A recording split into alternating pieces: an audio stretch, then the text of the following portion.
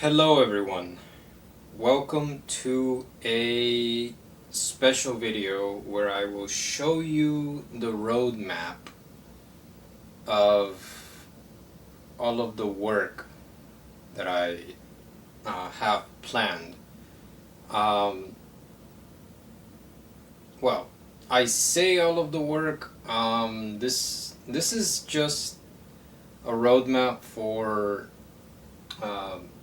all of the stories that I want to publish. There are a few stories on here that are already published. They're already on Amazon. I'm not really a person to promote myself, plug myself. So you've seen about 28 episodes. No, wait, 26 episodes of the Hoenn playthrough, Emerald game playthrough. But I've never once plugged in my Amazon or any of my published books. So, but I did add them to the page finally, to the YouTube main page, my YouTube main page. So if you want to find me on Amazon, you can find me there. Author name, just type in Palma Gamboa. Palma Gamboa. Just like that. Just type in. An easier way to find me is type in Ellie Palma Gamboa in the search in Amazon, and you'll easily find my book. Here's the cover for it. Okay, this is the cup. That's the cover for it, right? There's my author name, which is just my name. Can you please pick that up? Camera, focus on that. E.M. Palma Gamboa, okay? Ellie, Volume 1, that's the cover. Right? This is my other book. If you see it on there as well, you'll see that on there. Petrichor. It's my other book. And then this is, oh, where is it? Don't have my, oh, it's down here somewhere. It's my most recent book.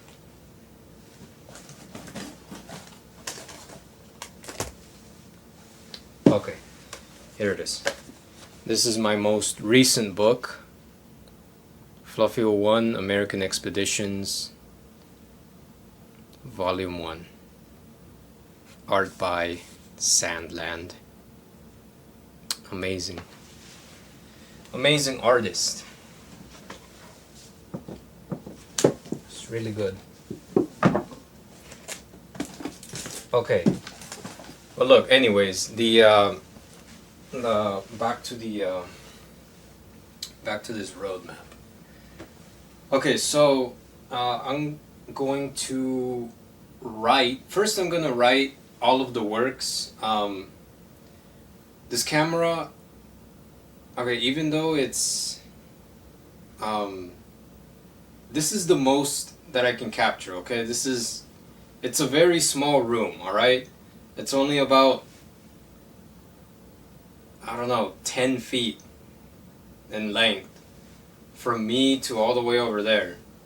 So it's not a very big room, so I couldn't capture, well, no, I guess I have the entire board. I have it down to here and a little bit up here that's shaved off right here. Where my finger is touching, can't see, but it's okay. We'll work with this. Okay, we'll work with this space. So I'm just gonna write all of the titles of the book, or the working titles, because some of them I don't have any titles for them, so I just have the working titles, the ideas. But I do have the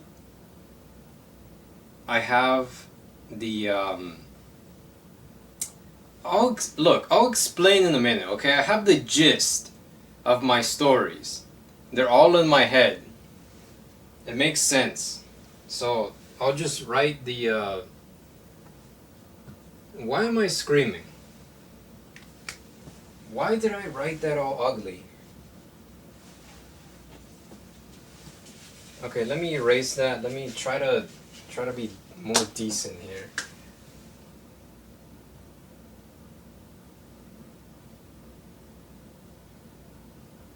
Okay, that's way better.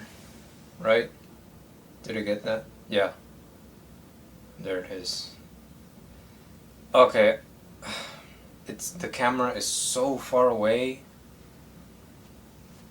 Nobody can zoom in. I'm pretty sure. No, you can see that. I can see it. The glare from that window over there is going to ruin some of the titles. But it's all right. We'll work with this. Okay, so there's this story, right? Ellie, the one I just showed you. Okay. Well, I'll talk about them in a minute. I'm just gonna write the titles first. Hopefully I can get everything on here.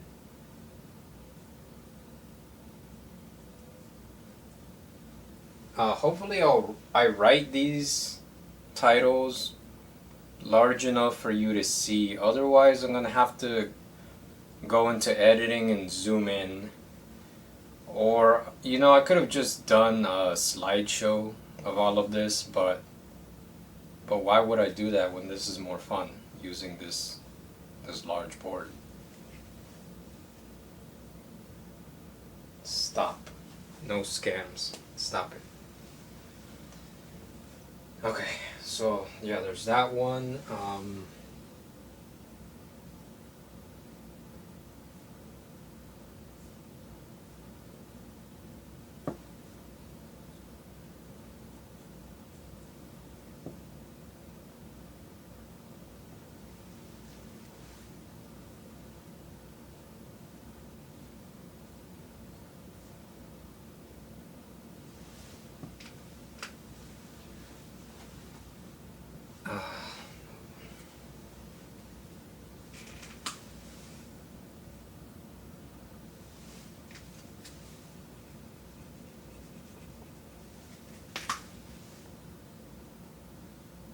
Roman numerals for that one.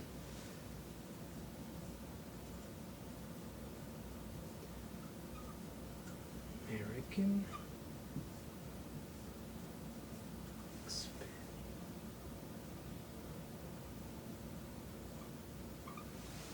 How do teachers do this? I will never understand. Okay, I'm not gonna write the volumes because that's just... don't know how many volumes there's going to be of this story anyways. Okay, and then I forget here because I haven't written the rest of the stories yet. So after this one we have okay, this is gonna be much more straining than I thought.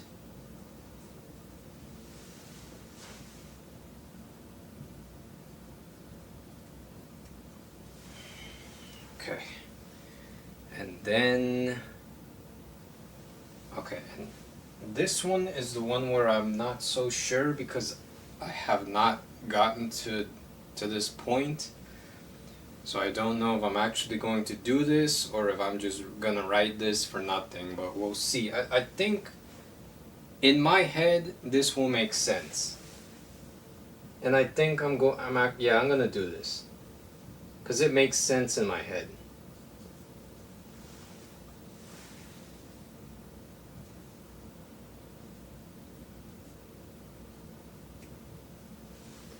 Oh, made a mistake.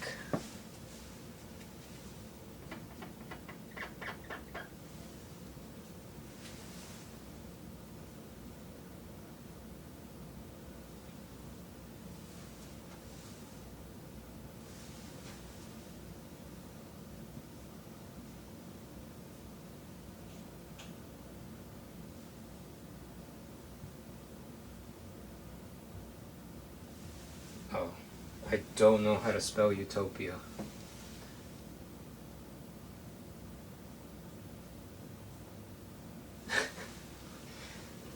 Right. Oh, it's just not aligned. It's just wavy. It's going up like that. Okay, and then, okay, and then comes this one. Some of these stories, I have the beginning, middle, and end. Some of them I just have major events.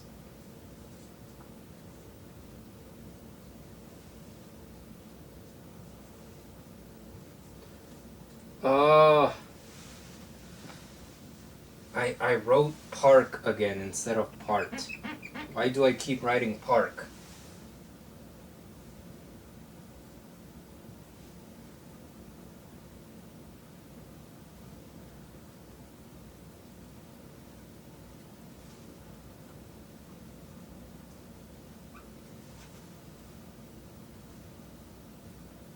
Okay. Okay, yes, I'm definitely gonna have to write out the title. I'm gonna have to edit the titles in later on in the video when I'm going through talking about each and every one of these things. Because you cannot see that. That's just chicken scratches right there. Okay. Anyways, okay, and then we have this one.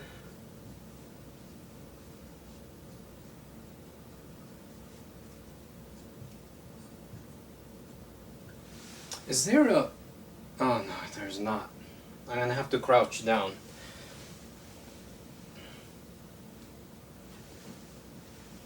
Okay, I have to crouch down because I cannot. Hurts a bit. Hurts a bit to bend my knees. Okay, and then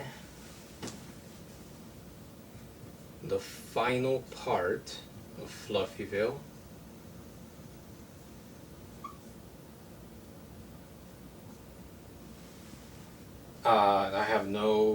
I have no subtitle name for that. I don't know what I'm gonna call it because I'm not even there yet. Okay, and then this is where I just lose track of all the stories because I don't know what order to release these in. But again, like I said, I have the gist of these ideas in my head. I'll figure it out as I'm publishing stories. I'll figure it out as I go along, okay?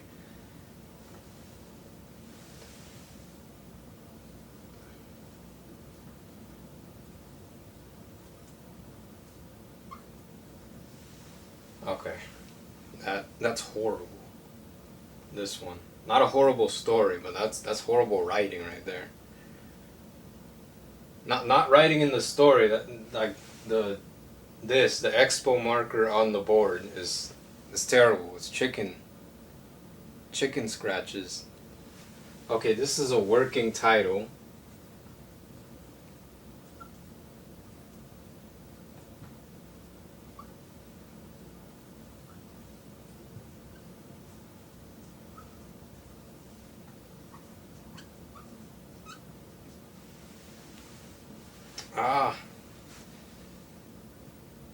Okay. Another working title.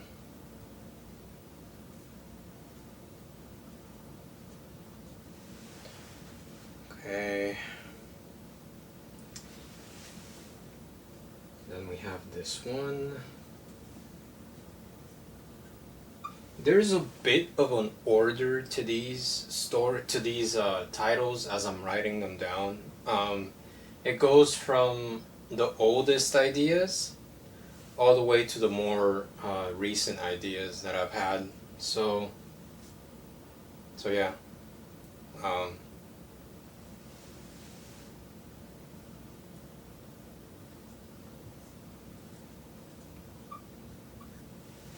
okay.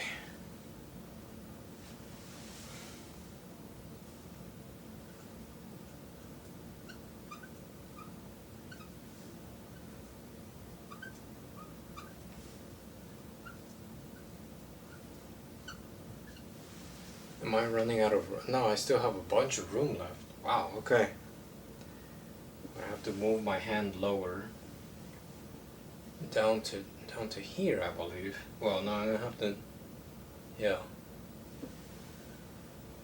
We'll get there because there's still several titles to write. Okay. Next one is.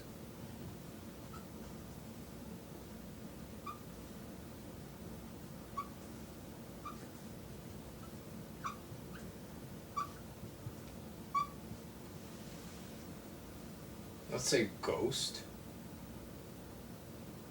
I think that says goot. Didn't write the S correctly on that. That's terrible. Okay.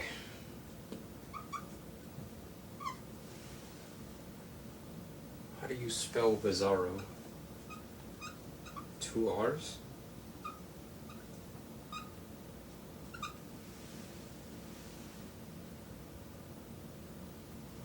Okay.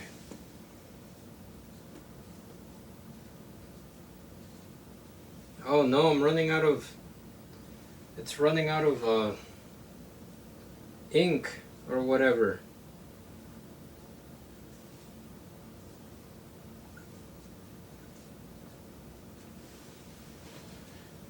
Ah, it's becoming a lighter color.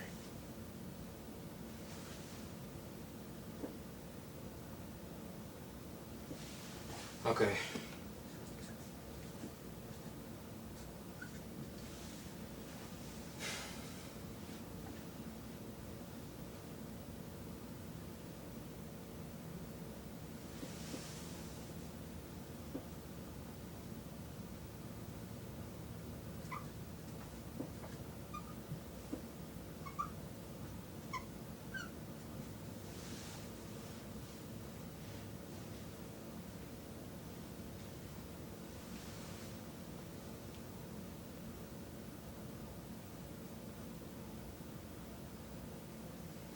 Okay. Then this one. Make sure I spell this guy's name correctly.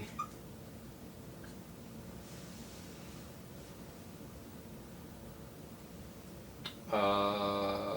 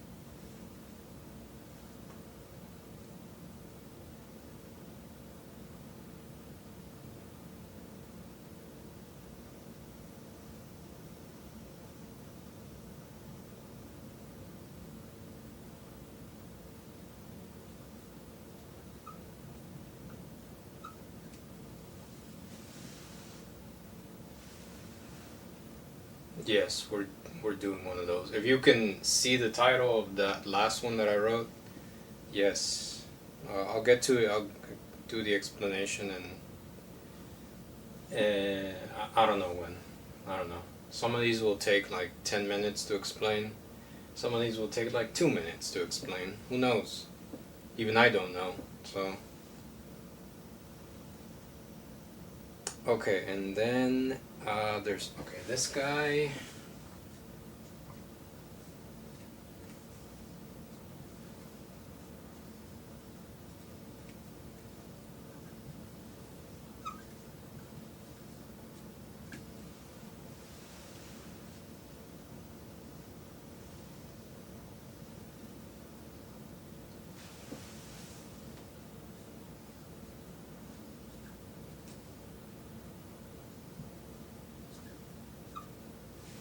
How do you spell Odyssey? I always forget how to spell Odyssey.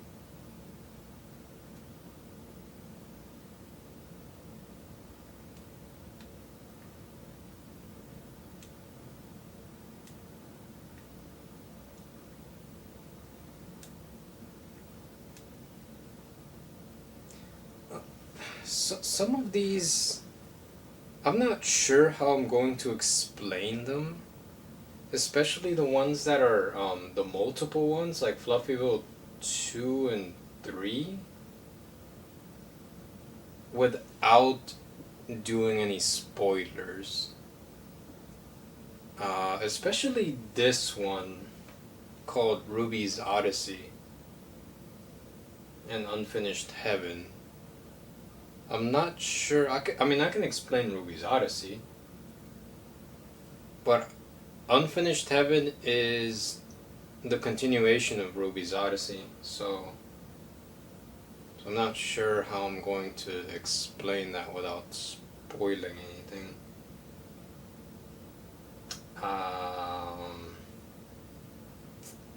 Maybe I shouldn't explain that one. Maybe I should just leave that title and just say what it is and then just move on to the next one. I think that's what that's what I'm gonna do. It's exactly what I'm gonna do. Okay, next one is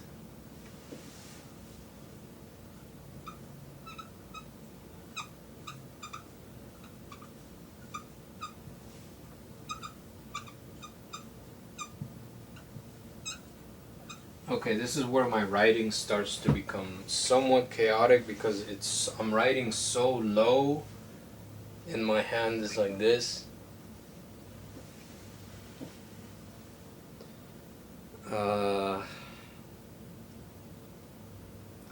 Okay, here we go. And then this is the last one. Okay, good.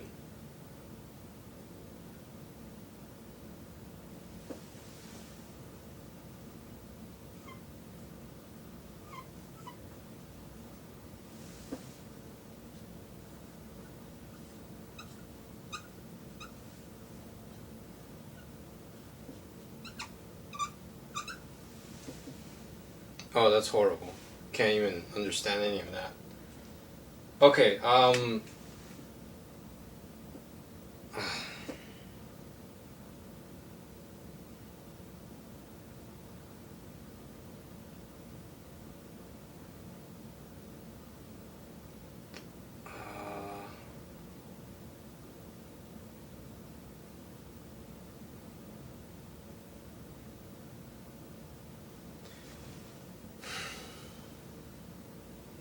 no. Yeah, that's it.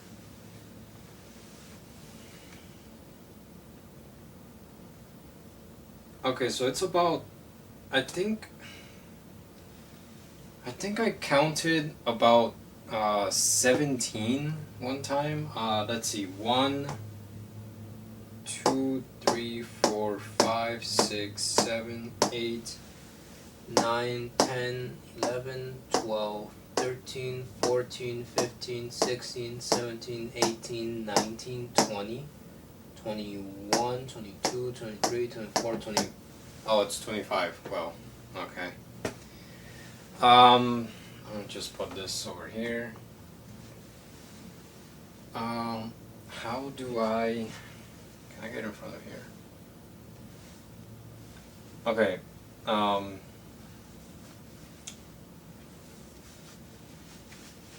Just my pocket. Oh.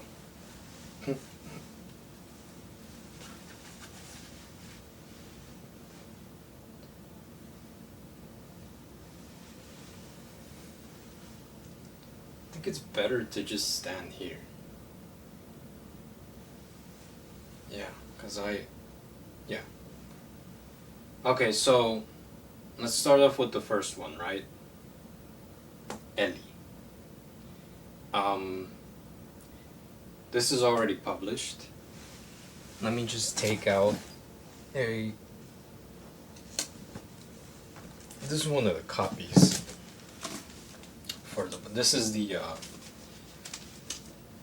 the hardcover copy of this book.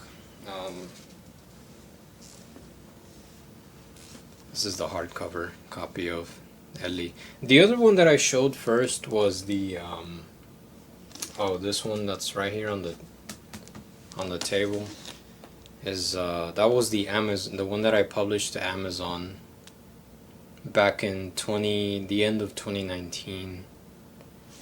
So wrong way. So that's I don't understand why it doesn't want to focus on. Look, there's my picture. There's a little bit of a biography right there. I don't understand why it doesn't want to focus on the book. There's who I published it with, the website. They're terrible, by the way. Don't go to them. I just went to them because, well, they looked promising. And I'll do a book reading video for this. I'll read the entire book. There's 3 volumes. So, yeah, that's how it looks. It's a play, as you can kind of see from the video that doesn't wanna focus. It's a play, right? Act 2, Act 1. So okay, anyways, on to explaining the so this is a teen drama, Ellie. It's about a 17-year-old. She's in there's only in Japanese high school there's only 3 years. So she's a second year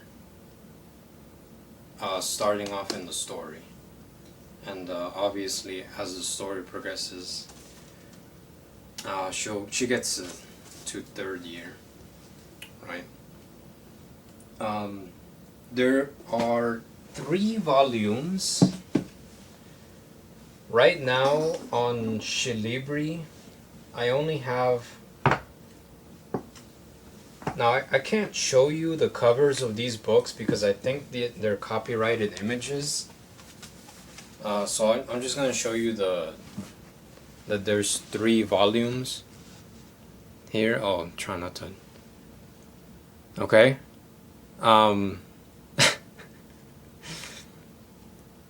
Yes. It's the green, white, and red. The Mexican flag, yes. Volume 1, Volume 2, Volume 3. I counted the pages. I don't remember. I think it was like I wrote this story onto Google. I used Google Docs for this story, Google Documents. So I didn't even write it in like a Word format saved onto the computer. I just wrote it onto Google Documents. So that was quite a challenge. It was interesting to do. I took about 2 years. Oh, can't show you the cover. Copyrighted image.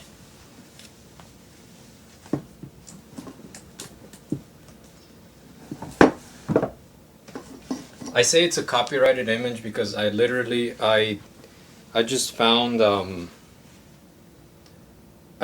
model's pictures up on Google Images, and I just took 3 of those pictures.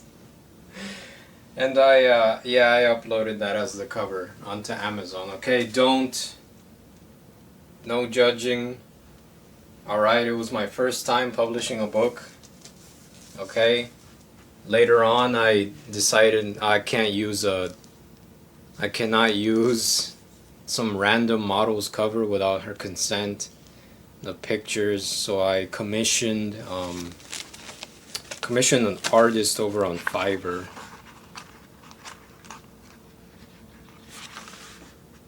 Their artist name is this one. Oh, come on. Just focus. Moya. It doesn't want to focus.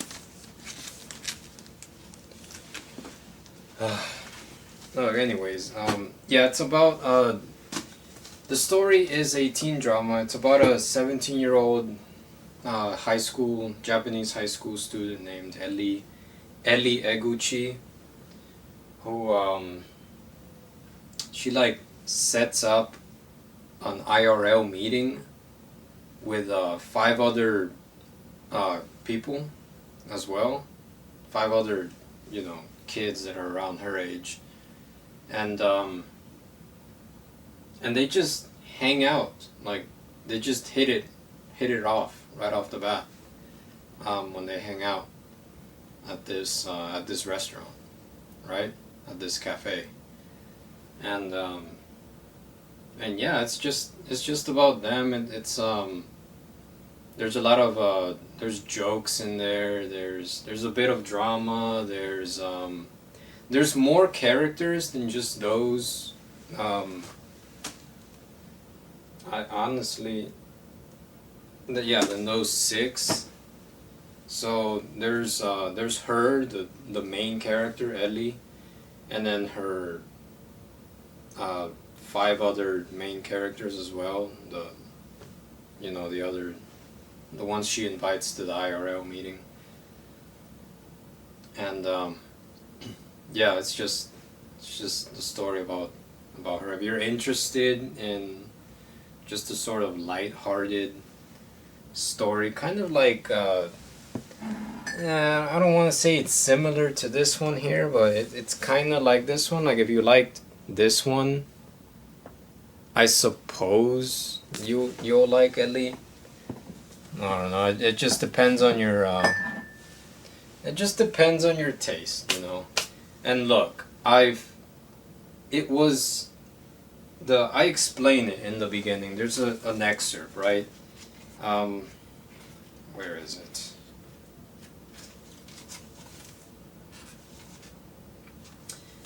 Here it is.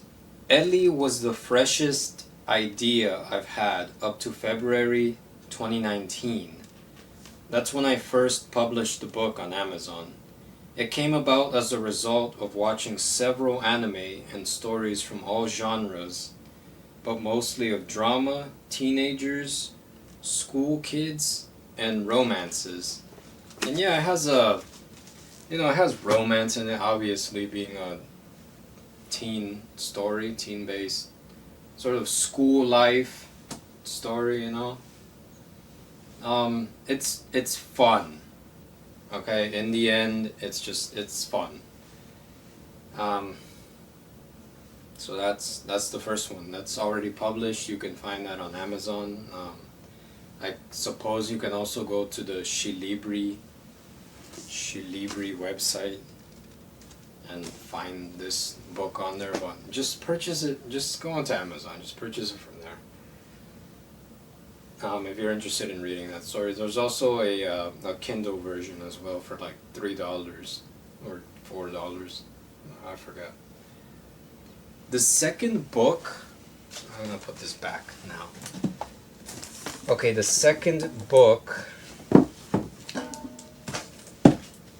if you're not interested in teenagers, the second book is a bit more mature.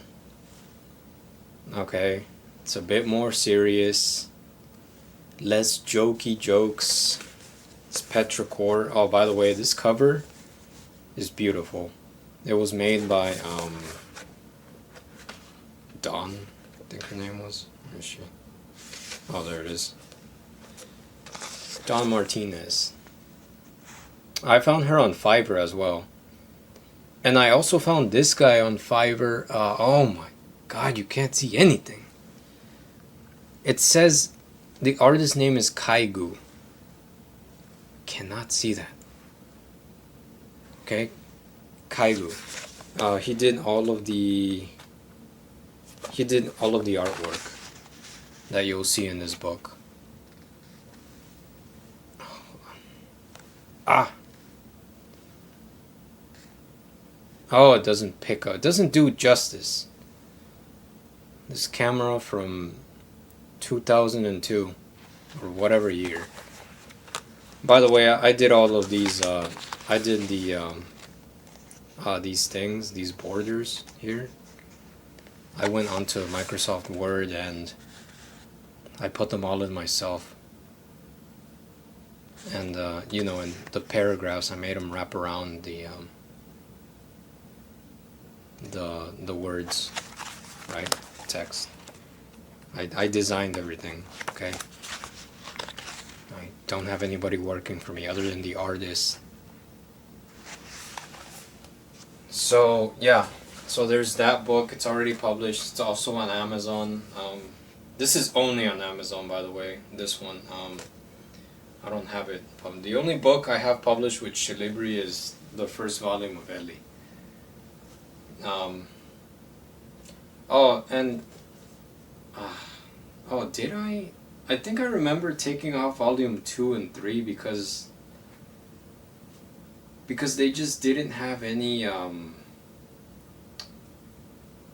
they didn't have any pictures in them. They were just books without pictures. But I'll have to stop being lazy and go back and republish those, or at least what's it called? Re-release?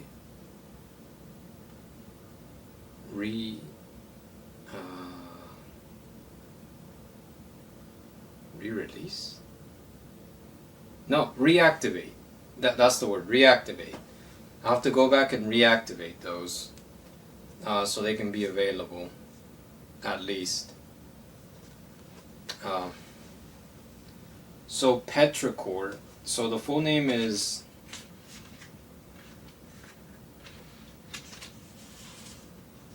Petrichor. Here it is. It's Petrichor La Parfum. Okay, I'm not gonna butcher the French, but if you know French, you know what that means. Okay, you can read that. It's just the subtitle. It's not too important. It's just the book's subtitle. This is a very interesting story that I've had. This one was inspired by. Now, whenever I publish these books, I always like to put in like a little excerpt to read before you begin the story. And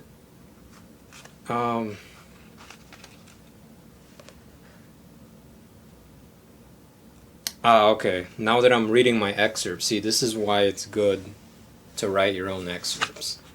So, I wrote in my excerpt that I got inspired by the 2011 film Drive, the one with Ryan Gosling, if anybody saw that, if anybody remembers that film. So I got inspired by that. I also took inspiration from Quentin Tarantino's movies. There's animes that I also took inspiration from. Black Butler. I took a lot of inspiration from Black Butler.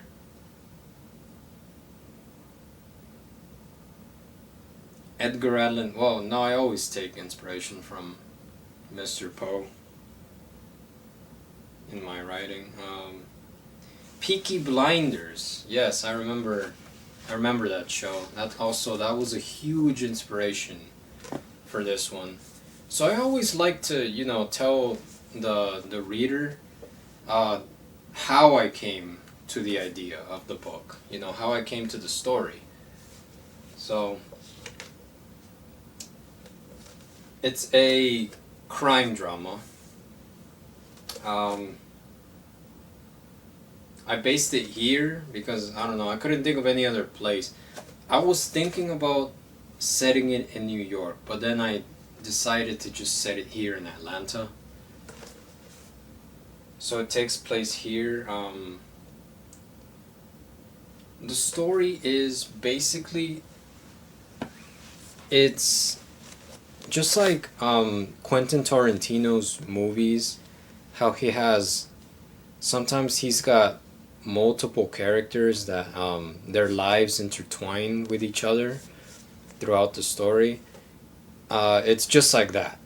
It's multiple characters and their lives intertwined together, through events that happen in the story. Um,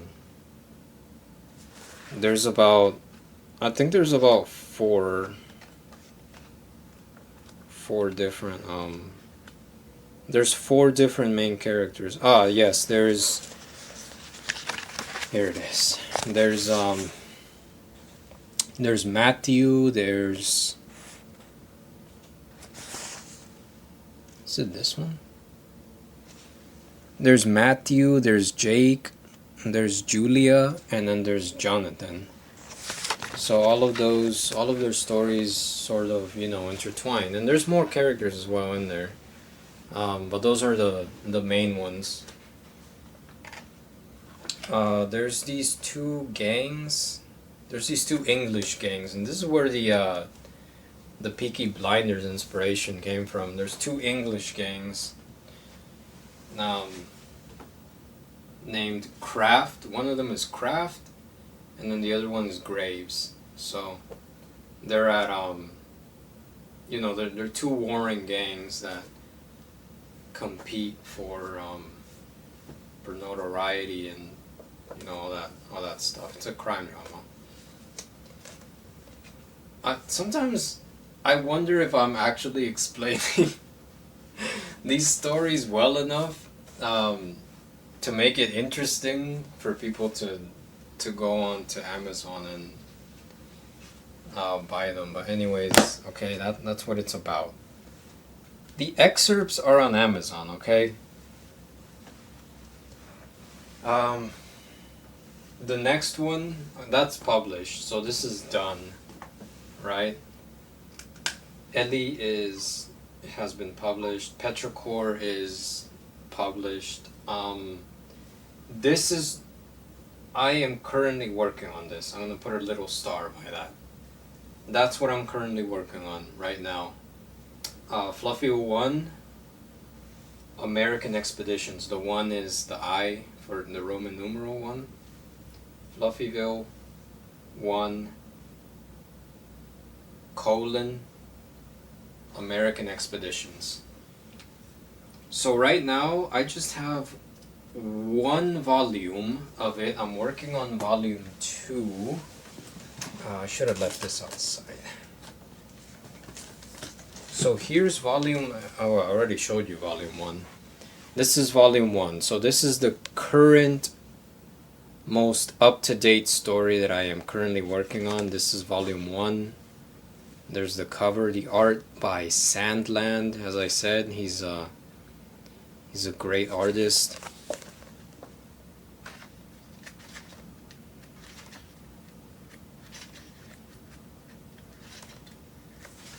I wonder if I can find any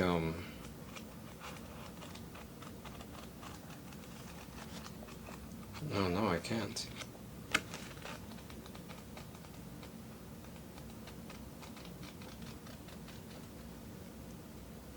Oh, I didn't put the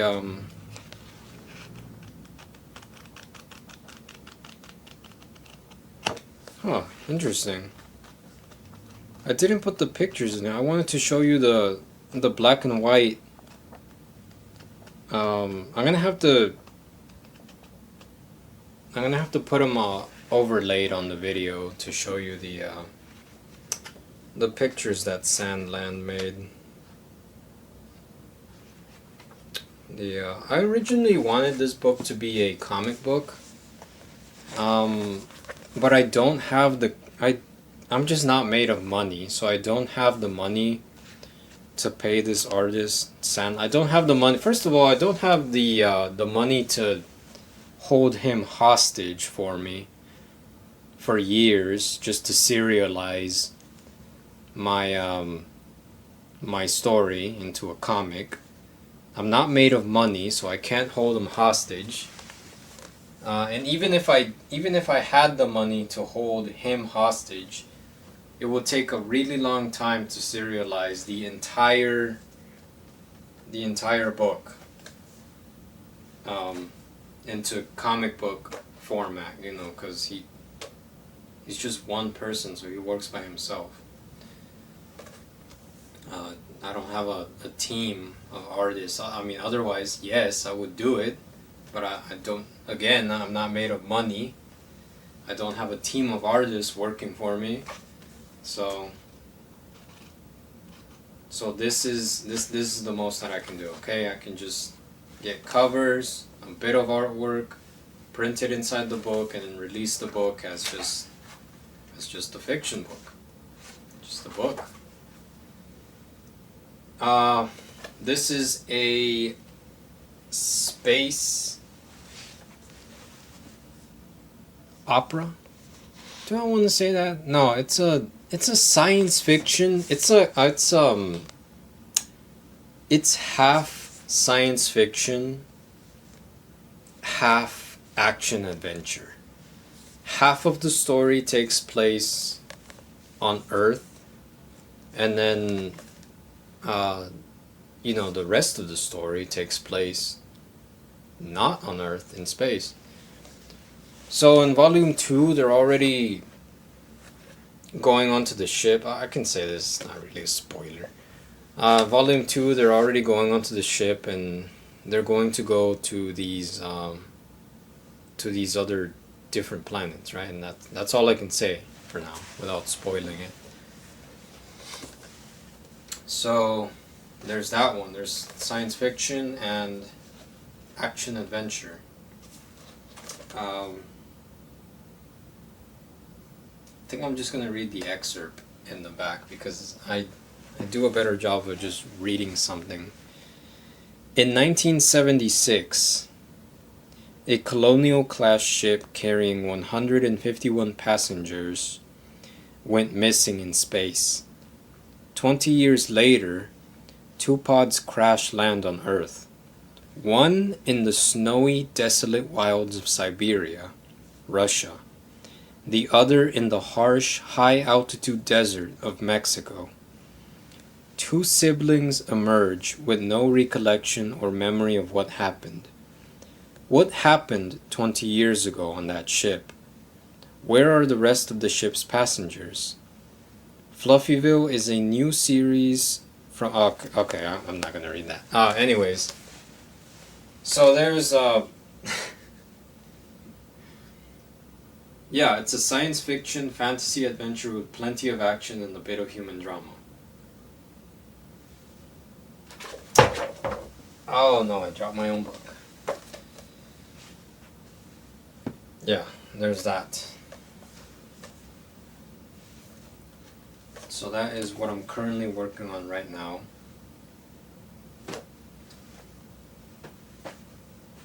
If you're interested in that, actually, I'm going to put it back because it bothers me when it's not back in its original place.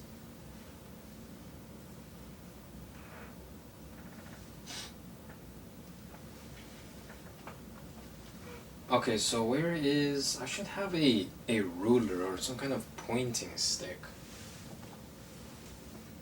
So the next one on the list, right? After Fluffyville, okay, after I finish the story, I don't know how many volumes there are going to be, but I know I know where I'm gonna stop, right, for the first Fluffy 1. I know exactly where to stop and then start Fluffy 2. But first, before we get to Fluffy 2, the next one on the list is called, I think this is just going to be the working title. I just can't think of any, or maybe after I'm done writing the story, I can think of the actual title. But right now, the working title is the Clark Clam Events. This is going to be a detective murder mystery story. I've already started writing this story. I think I have it up on either Docs, Google Docs, or I might have it on my, I don't remember, it was such a long time ago. I might have it on my Mac laptop. Again, I just can't remember, it was such a long time ago. Yeah, I already started writing this. I have the main character, the guy. I have some of the other characters. I already wrote some stuff, the beginning of the story. And I have the synopsis. So basically, there's a very rich man up in, this takes place in, what's that state? That's, oh, Oregon. This takes place up in Oregon, right? What is that town actually? Portland, Oregon. So it takes place in and around Portland, right? So it takes place in the countryside, like Oregon, in the city, and then the surrounding sort of countryside that's in Oregon, in the Pacific Northwest. So, yeah, it's about a retired police officer, well, detective, and he's pulled back into a job, not part of the force, so he's working by himself, right, independently, and he's tasked with trying to find the perpetrator who murdered this very affluent, important, to the area, business magnate. So, yeah, like I said, it's a murder mystery, and right now I have like the first chapter, I would say, finished. I might go back, because I'm not even there yet. I haven't even finished Fluffyville to get down to that one, but I already started. I get impatient with these stories because they're all just in my head, and I just want to, it's like, I don't know, it's like when you have a song idea and you want to write it down, so then your mind doesn't go like, oh wait, how did that go? How did that go? That melody, it's like that. I just wanted to write it down, so then it'll sort of click later on when I come back to it, and I'll go like, oh, okay, that's what I was trying to do. This is what I was talking about. But yeah, that's that story, the Clark Clam Events. The next one is Fluffyville. This is where I sort of start to get confused, but for now it makes sense in my head, okay? It makes sense, and I may actually keep this format because I like this. I like the release order of what I did right here in the beginning.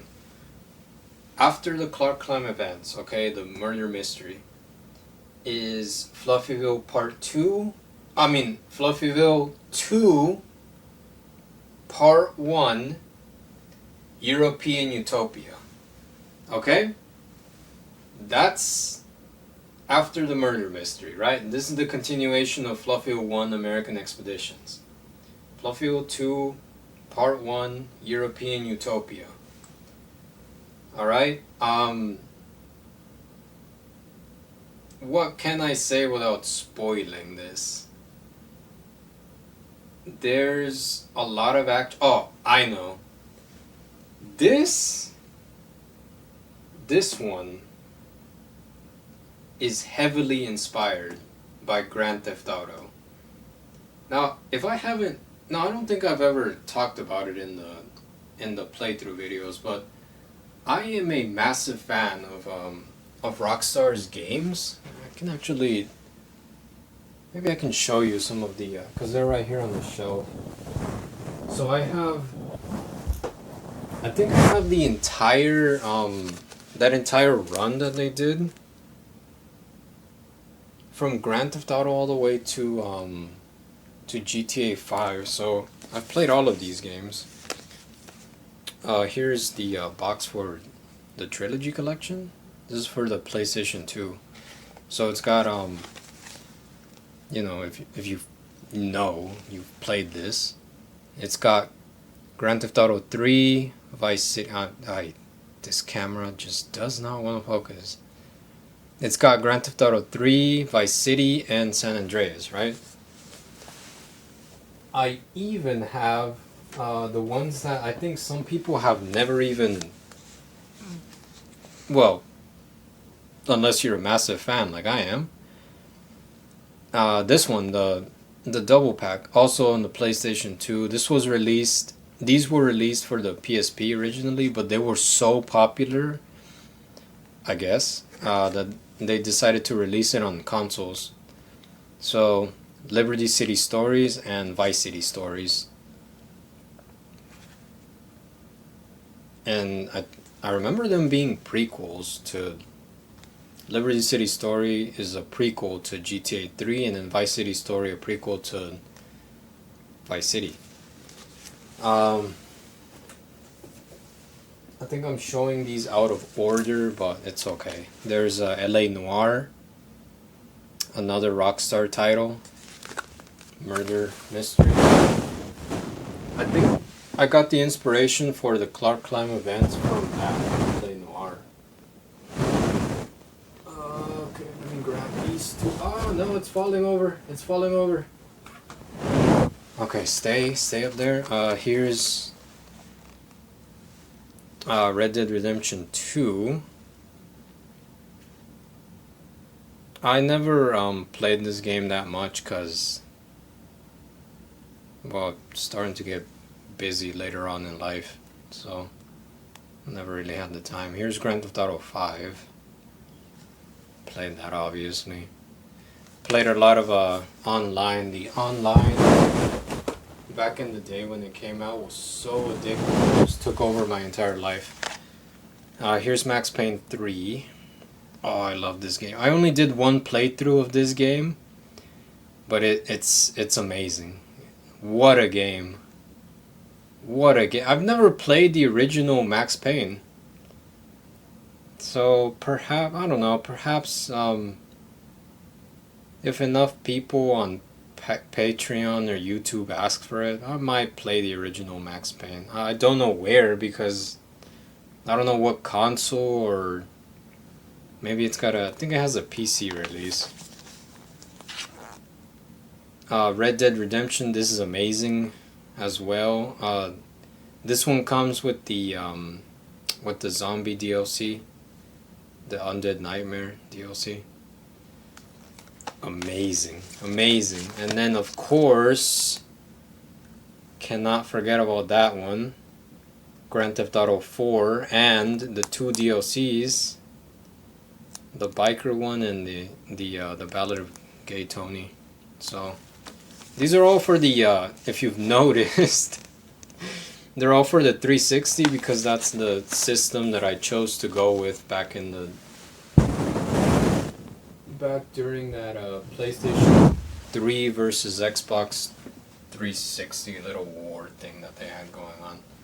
I chose the Xbox 360 because it had oh, I moved the camera because it had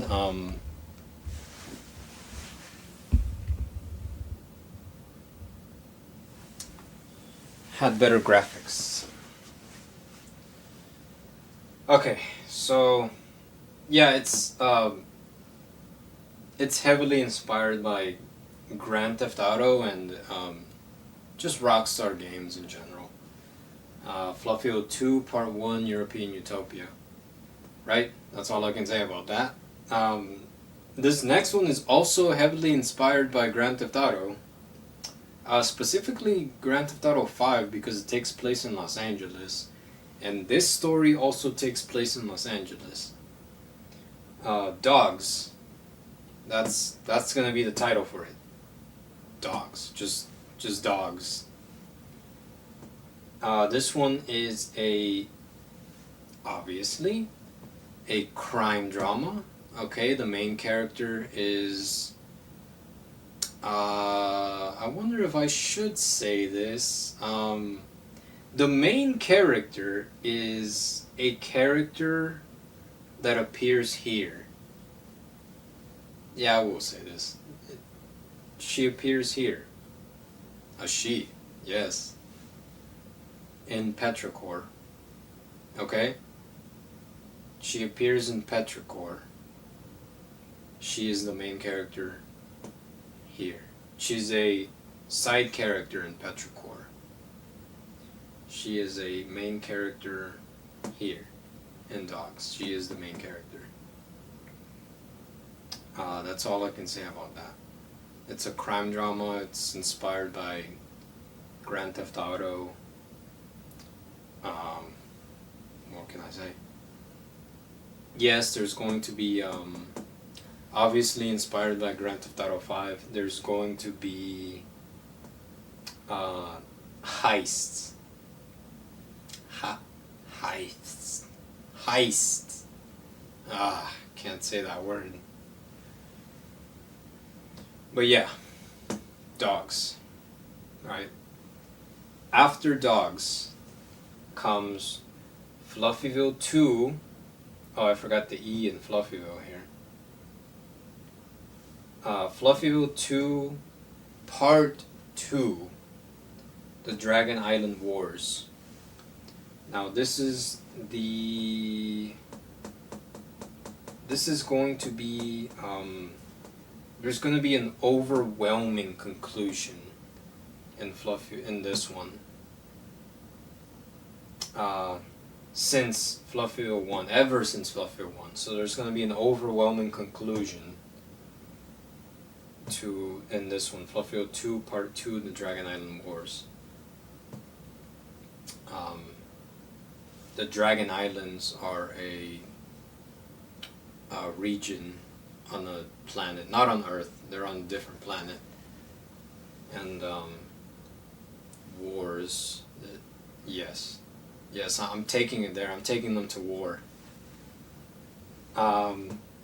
I do want to write this out to be very long, on purpose. No filler, just on purpose, just, area-wise. I mean, they have to cover, I don't know, entire continents, right? That's why it's called the Dragon Island Wars. Lots of conflict along the way. So there's that one. Next comes an interesting one called The Tale of Ari. Now,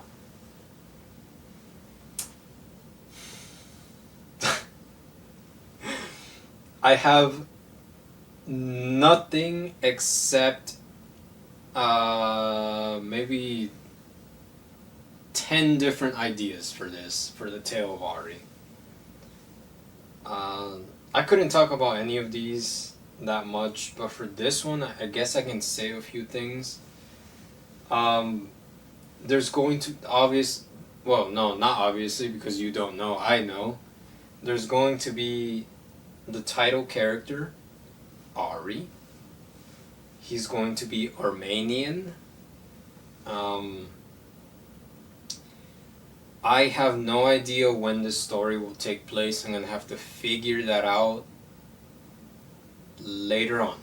When I'm once I'm on it, once I start writing the first page for it, I have to figure that out. Uh, yeah, it takes place. Well, it takes place in multiple places, right? It starts out in Armenia with that title character Ari. He has a sister that also joins him. Um, they they fight. Um, they go to war. They build up on. Yeah, I guess I would say that, huh?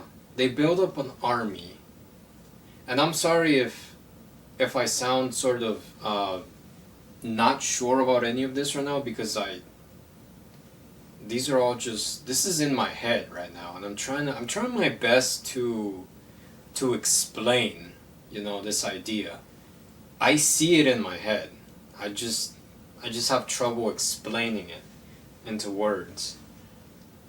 So Ari and his sister leave Armenia and they go around, they travel trying to recruit, right? Like trying to help people and bring allies with them back to their home country of Armenia to fight this war, this ongoing war that's been going on for, let's say, oh man, if I say centuries, it's gonna seem like it's just so long. Decades? Okay, let's say decades for now, and I might change that to centuries later on. But for now, let's say there's this war going on for decades. And Ari and his sister go around trying to get allies, right, to help them. To try and turn the tide of war, help them, help them win. Would I say that? Help them fight. Sounds even better.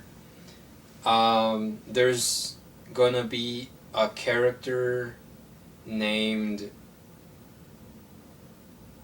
Cassandra who's going to be English. She's gonna be this English princess that they recruit, along with this prince who is going to eventually marry Cassandra, right? And those are two other characters, Cassandra and I don't have the prince's name. It's just some guy, some English prince. And then there's going to be two other characters, two twins. I think I can't remember if I actually wrote down any of this stuff somewhere. I remember writing it down somewhere.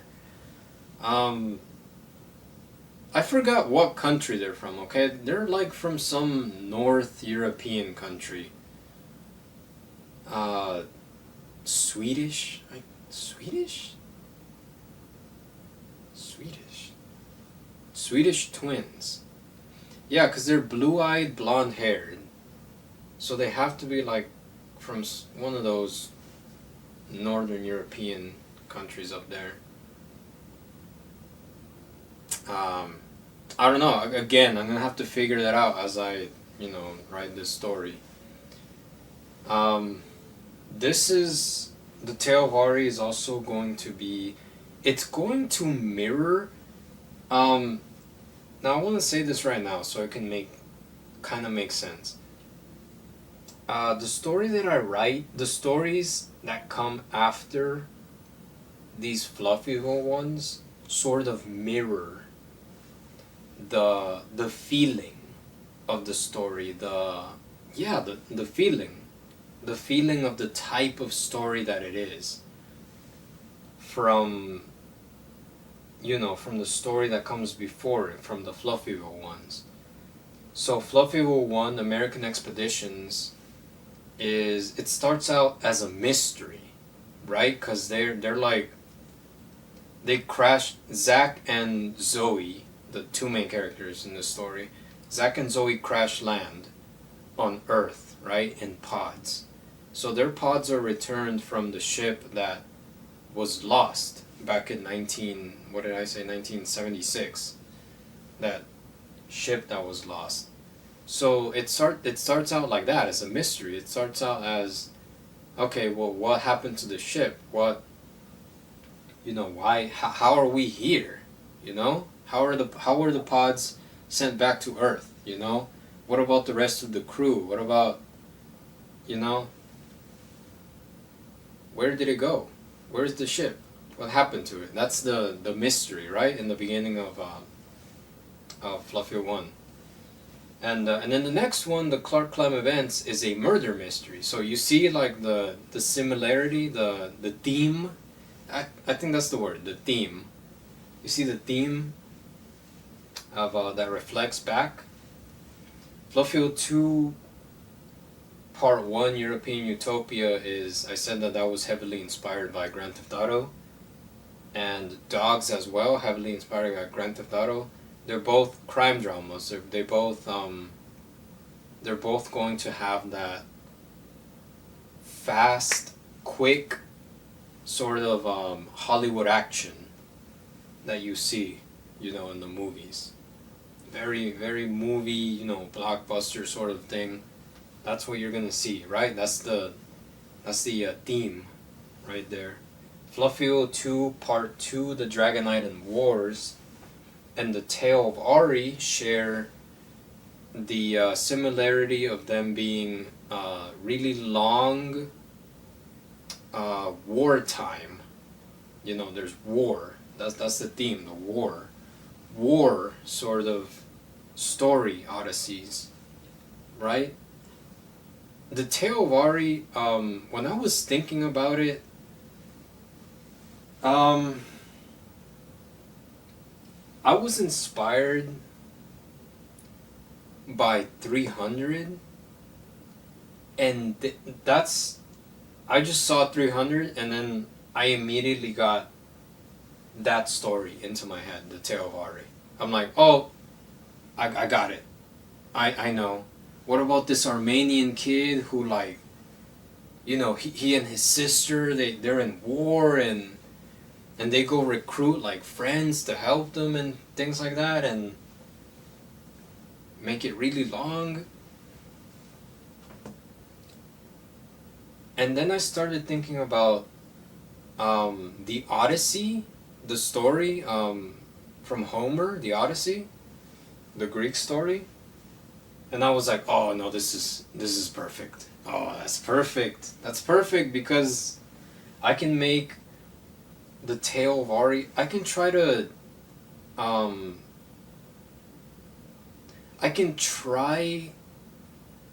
challenge myself and write it in the format of the Odyssey, of Homer's Odyssey. Right? Or, wait, Homer's Odyssey. No, yeah, Homer's Odyssey. I was going to say Odysseus' Odyssey, but who was that? Odysseus. So yeah, that's that. That's the Tale of Ari. I got inspired by 300, and I just told you, a little bit of the story that I have. I don't have anything else beyond those very loose ideas, but I know that I want to do that right after the Dragon Island Wars. After the Tale of Ari comes Fluffyville 3. Now this is going to be the conclusion. This is going to be it. I have the ending already. I have a bit of scenes that are, going along, nearing the end. Well, no. I guess I would say like halfway through. I have some scenes, okay? I have scenes that play in my head. I cannot say them because they're going to be. It's spoilers, okay? It's heavy spoilers. Um, so I have the ending. I have some of the characters, right? Besides the main characters that are already in Fluffyville, I have some characters. And yeah, and I don't know how long Fluffyville 3 is going to be. I don't know. I don't think it's going to be as long as Fluffyville 2, but it being, the conclusion, the revelation, it's gonna be the one that finishes the story, and hopefully I can do the story of Fluffyville justice and finish it right, finish it correct. So that's Fluffyville 3. After this, we start going into stories that start to become much more, obviously, like I said, the higher stories up here are the oldest ones. I just want to knock all of these stories up down to Fluffyville 3. I just want to knock all of these out because these are just old stories that have been in my head since I was like, I don't know, since I was 12 or something like that. Since I was a kid. Fluffyville was actually the first one. That thing has changed so much. Originally, that was just going to be a sort of Foster's Home for Imaginary Friends, Ed, and Eddie type thing, where like these characters just sort of joke around this house and hang out. I know. Look, okay, it's gone through so many changes. Okay, this hits close to my heart, Fluffyville.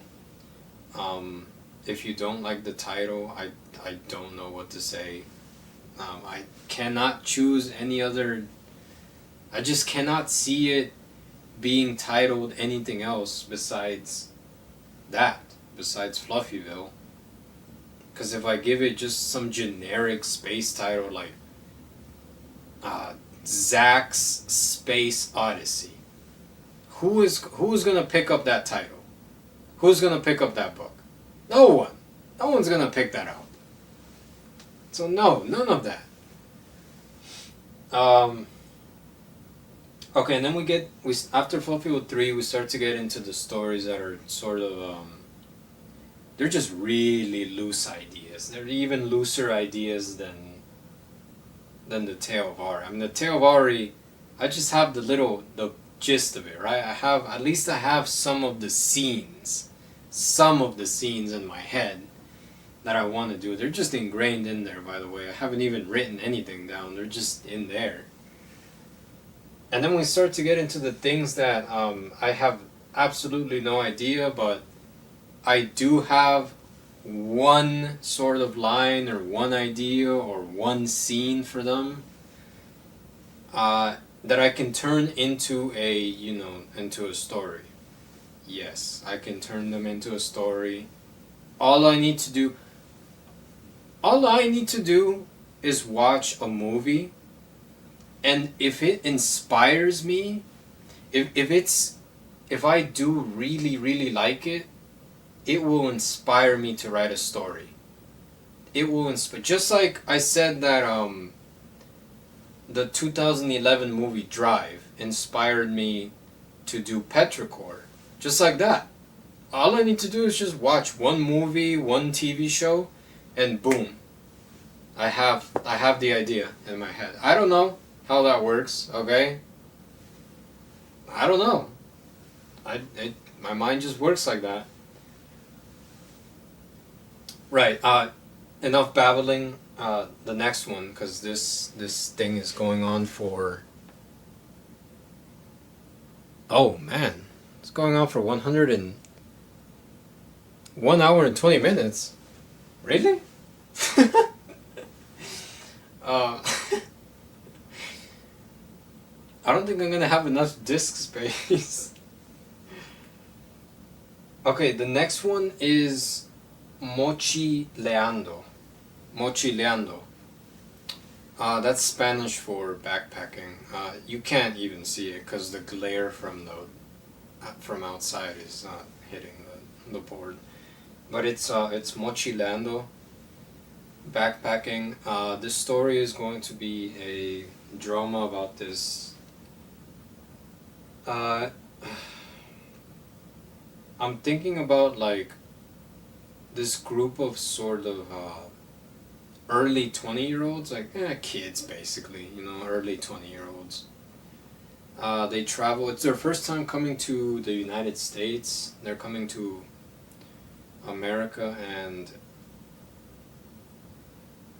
I'm thinking of them being from like Bosnia or something like that.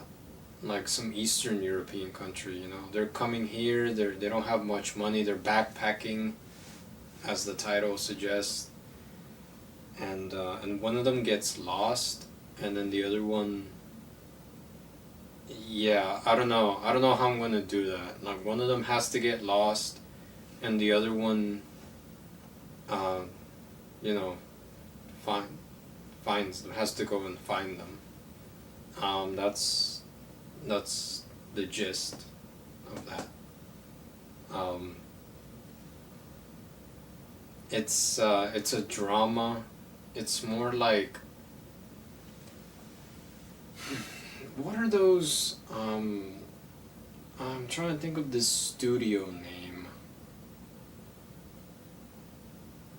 It's not A20. It's not A24. It's some older studio. Something that came before A24. They used to do a lot of like indie films. That's how I think of this one. I think of it as an indie film. Yeah, that's all I have for that one. The next one after that, oh, actually, all of these are out of order, so I don't know if, wait, let me write this.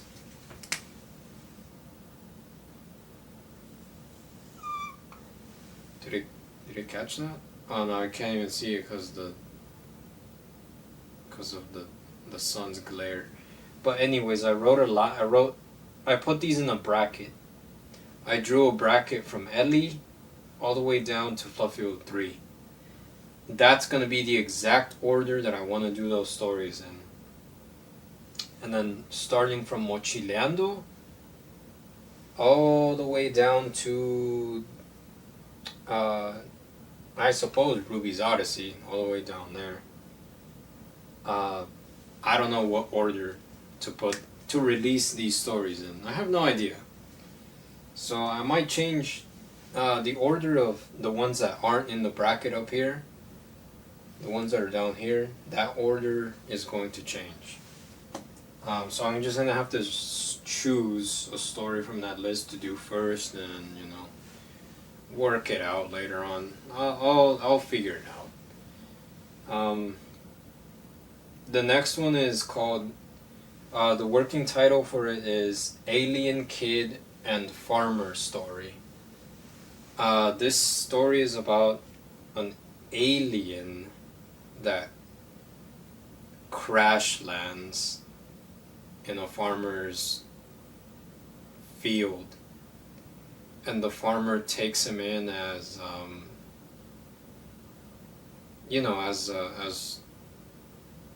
as like you would take in a lost kid.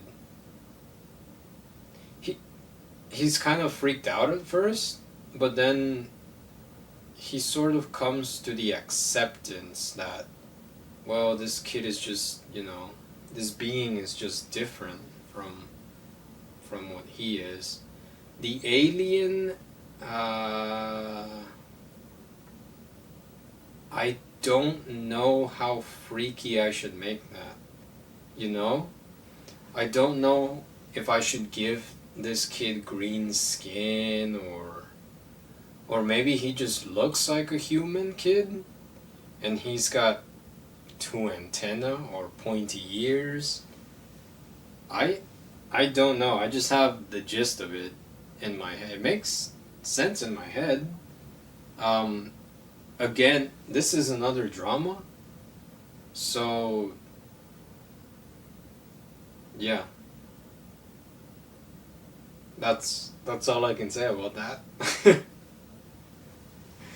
I'm sorry to anybody who came here to like get some exact. Okay, this guy is like, oh, this guy is so organized. He's gonna explain all of these stories one by one by one by one. I'm sorry, cause I don't know. Okay, I just have the gist of it, right? That's all. That's all. It's just this alien kid that crash lands in a farmer's field, and the farmer takes him in, and the town is like in an uproar about this kid, and the farmer, he stands by his morals. He protects the kid. He defends his difference from everybody else because he's different, right? He's not human, obviously. He's an extraterrestrial, an actual extraterrestrial. Actual alien, I'm just gonna throw around titles like that. The next one is the zombie story. Now, I was thinking for years, this one, zombie story, I was thinking about just naming this Dead, like in all caps, DEAD, Dead. Um, because The Walking Dead took literally the best title for a zombie thing that you can have. That's such a great title, The Walking Dead. But yeah, it's taken. And then,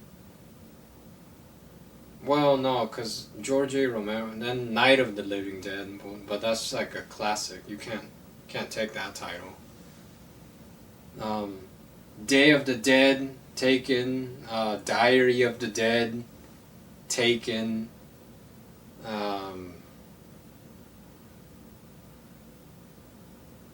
I see, you just can't. I don't know. You just can't. The day the dead,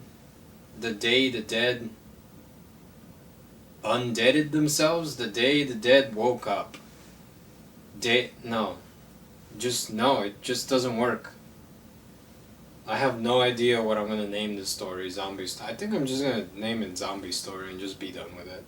Honestly, I can't be bothered to think of a title for that one.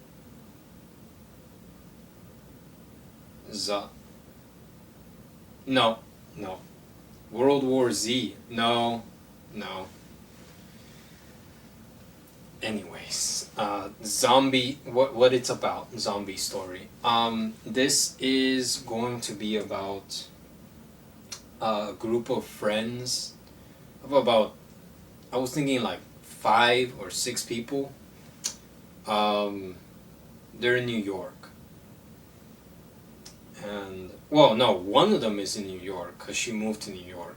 So the setting of the story starts in New York, and then it moves back to their hometown of. I wanted to do Portland, Oregon again. You're gonna notice like these stories up here. There's gonna be a lot of sort of similar settings. So I do want these group of kids here in Zombie Story. I want their hometown to be Portland, Oregon. So that way, it starts in New York, and she has to make her way back with this group of people from New York. This group of people. Fighting their way through mass hordes of undead from New York. all the way to Portland, Oregon, back to their hometown. I might choose something else. I might choose a smaller town than Portland, so something else in Oregon.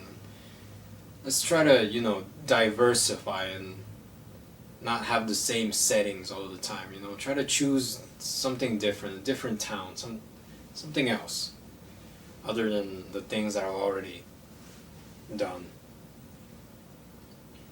Yeah, there's that one. Zombie Story. For this one, okay, because in the past, when I was a teenager, I wanted to become a film director. So Zombie Story, to me, that's just it's just a pure cinematic experience. It's a movie.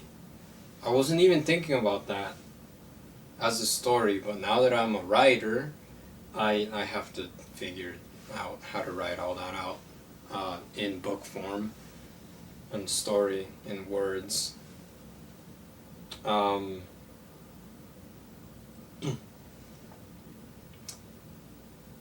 And this one is, if you've seen the film, what's this film called? Oh, 1927. If you've seen 1927, remember how in that film it's just one continuous shot? I think there's three, right? There's like three acts, right? Because it's like one continuous shot, and then another just really long continuous shot, and then the ending shot, right? The ending continuous shot.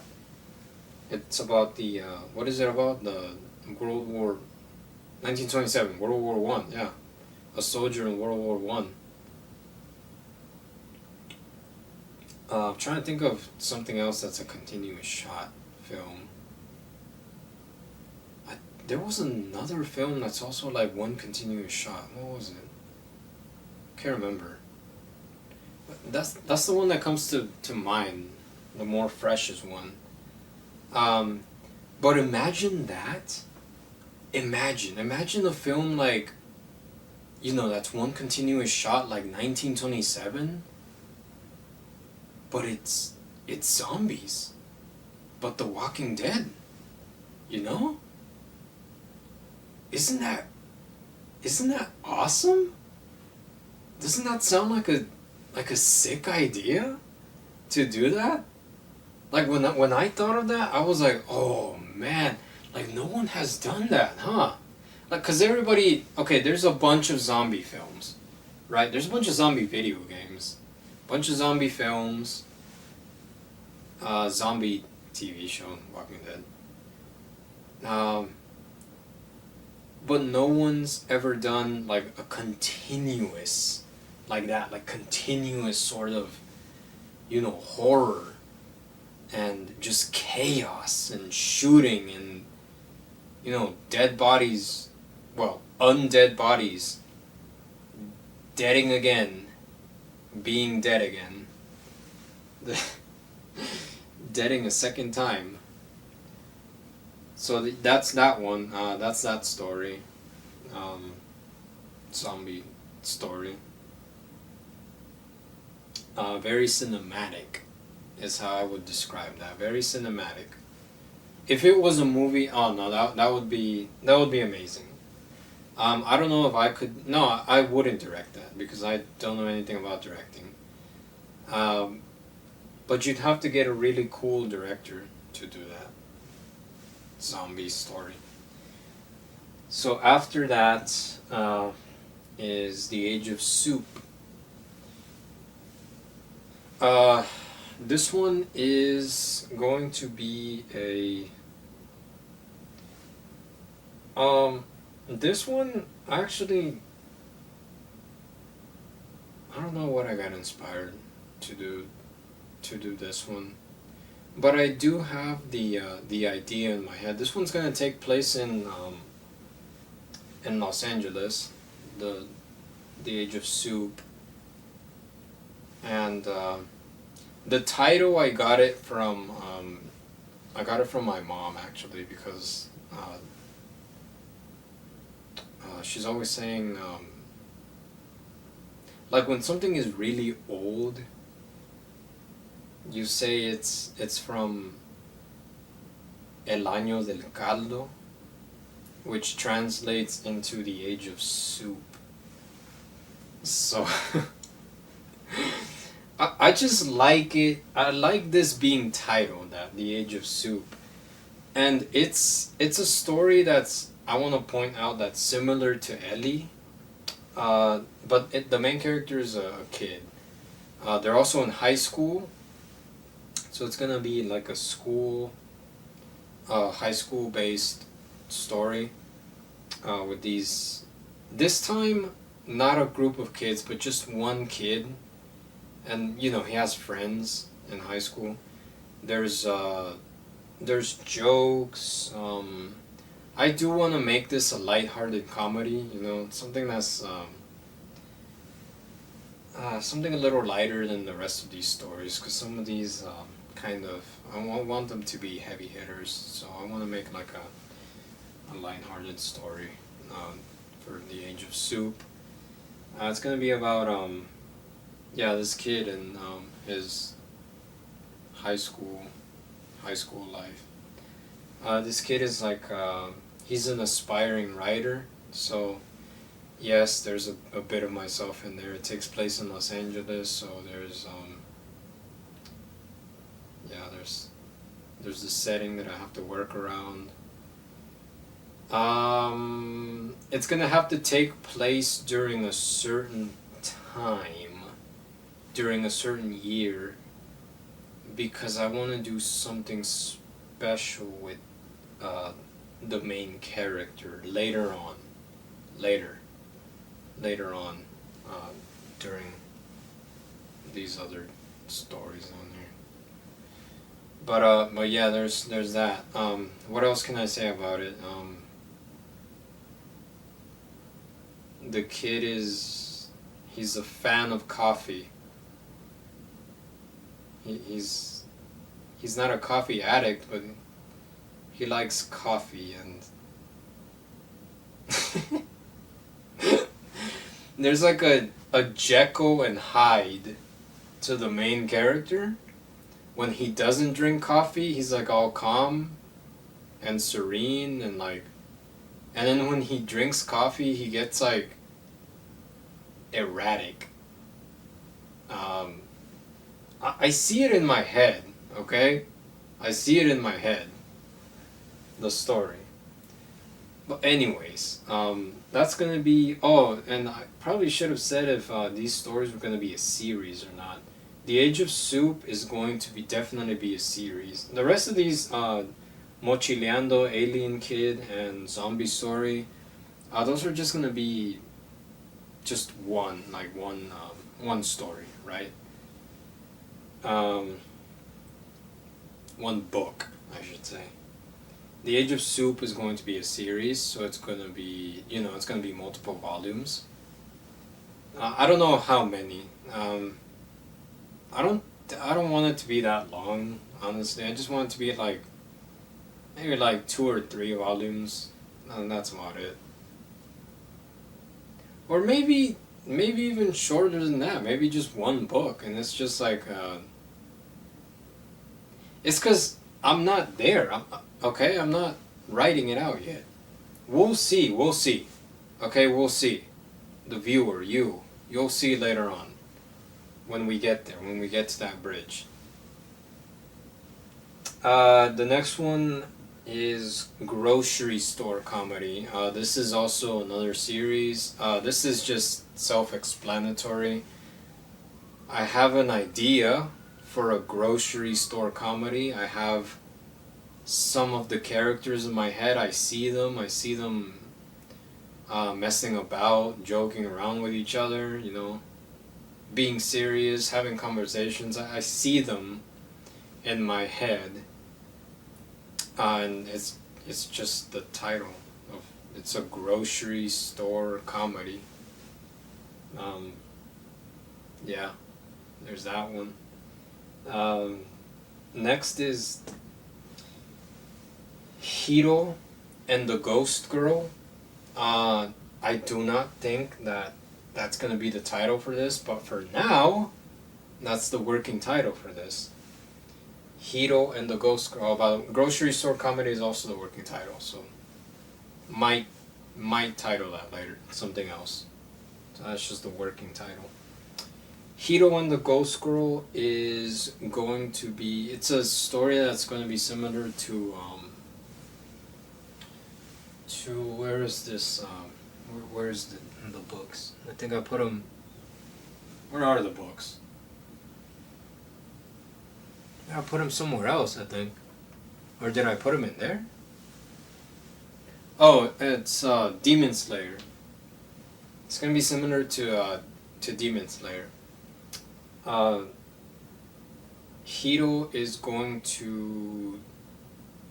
I don't know. Again, I have no idea. I'll get around to writing this. Hiro is Japanese. It's going to take place in Japan, this story. Yeah, somewhere in Japan. Don't know where, just somewhere. And then the other character, the Ghost Girl, is going to be a companion to Hiro. And in the story, he's going to become a do I want to call him that right now? The Demon Slayer? Well, he's gonna have a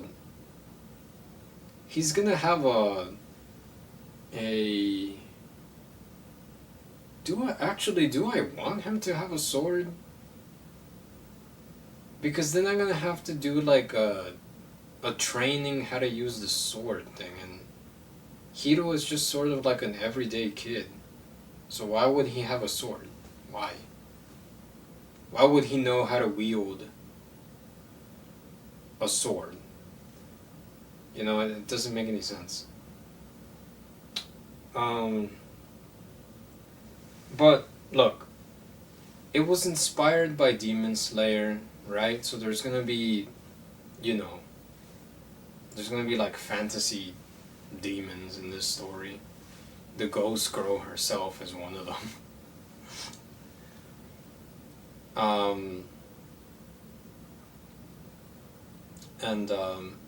There's this little series that I watched. It's like 6 episodes long.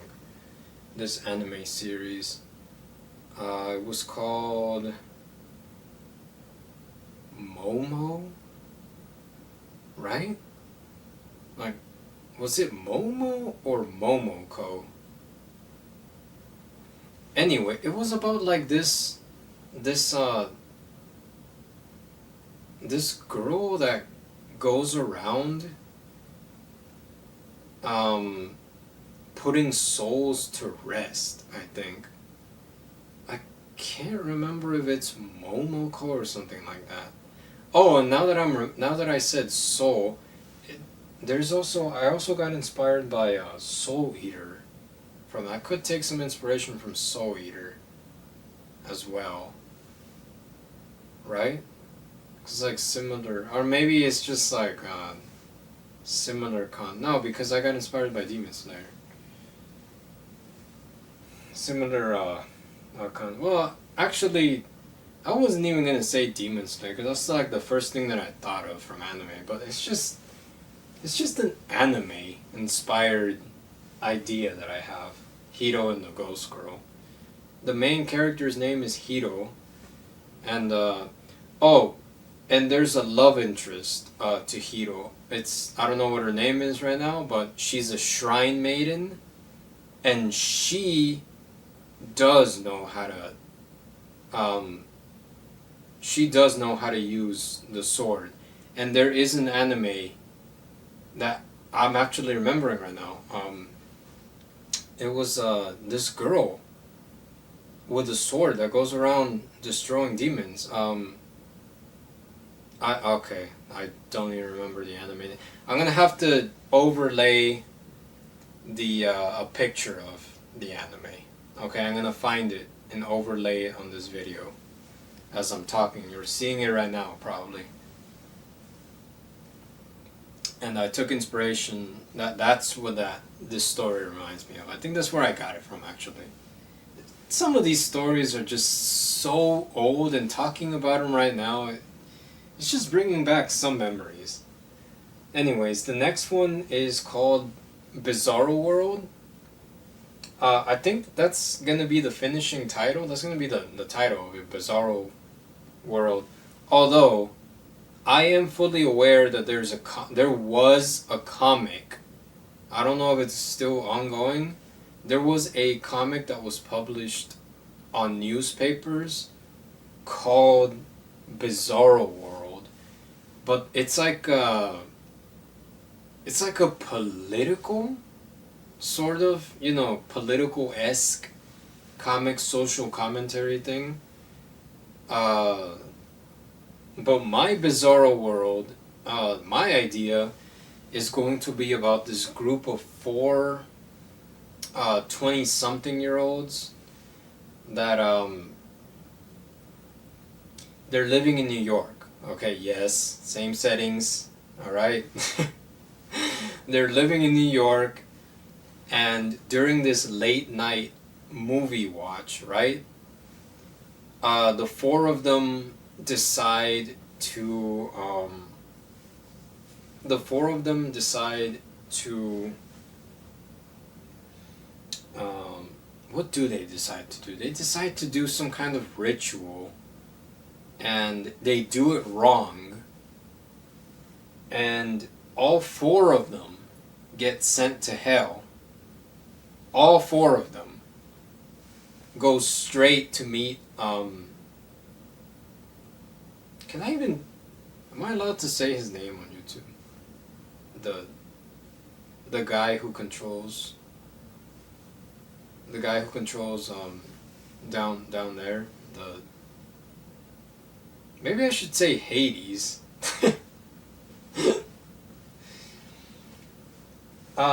Okay, so yeah, they go to hell. These guys, they meet the big man down there, and I'm not sure. Yeah, they meet the guy, and they become part of his legion. Well, anyways, look, the ritual that they did, right? They basically gave his soul to the guy. So right off the bat, they're already, part of his legion, part of his staff, his hierarchy, his whatever, his army, whatever that guy down there calls it, man. And I'm laughing because this story is hilarious. Okay, it's stupid. It's hilarious. You don't take any of this seriously. All right. I know there's gonna be. I know. Okay, I'm myself. I am a Christian myself. There's gonna be backlash for this story because I'm gonna be talking about hell and demons, and I was already gonna be talking about that in some of these stories up here have like similar sort of concepts going on, especially the ones that are gonna be after this that I'm gonna talk a bit about after. So that's that story, Bizarro World. Don't take it so seriously, okay? This one, I want to style this story, Bizarro World, as a four. Are they called four strips? They're comics, but it's only like four panels. Four pictures like that. It's like a strip, four strips. I wanna style this story in a four strip Bizarro World. It's gonna be half action, I wanna say. Because they do like a lot of fighting because they joined this guy's Hell Army or whatever I wanna call it, and then half of it is just gonna be comedy and banter, It's a great time, okay? It's a great time. After this, we have the working title, Purgatory Story. This one is also going to be, it's also going to be, actually I put it right after Bizarro World because it kind of reminds me of, they're very similar. But this guy is a soul, right? The main character is a soul in purgatory, right? That's why I titled it Purgatory Story for now. And he has to he's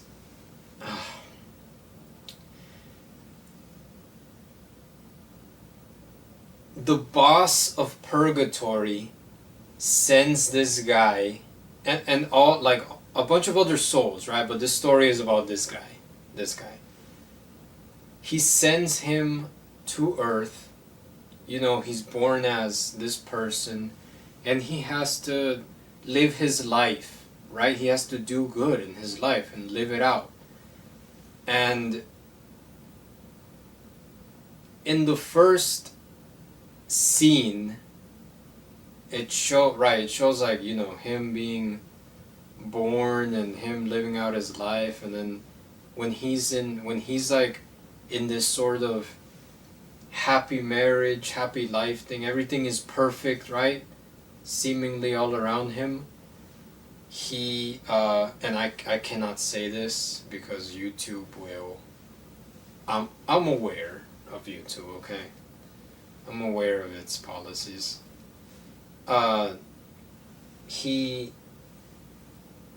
He ends himself. He unalives himself. Okay.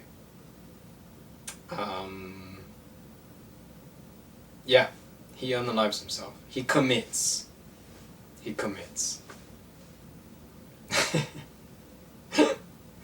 It shouldn't be funny, but it is. It is. Shouldn't be.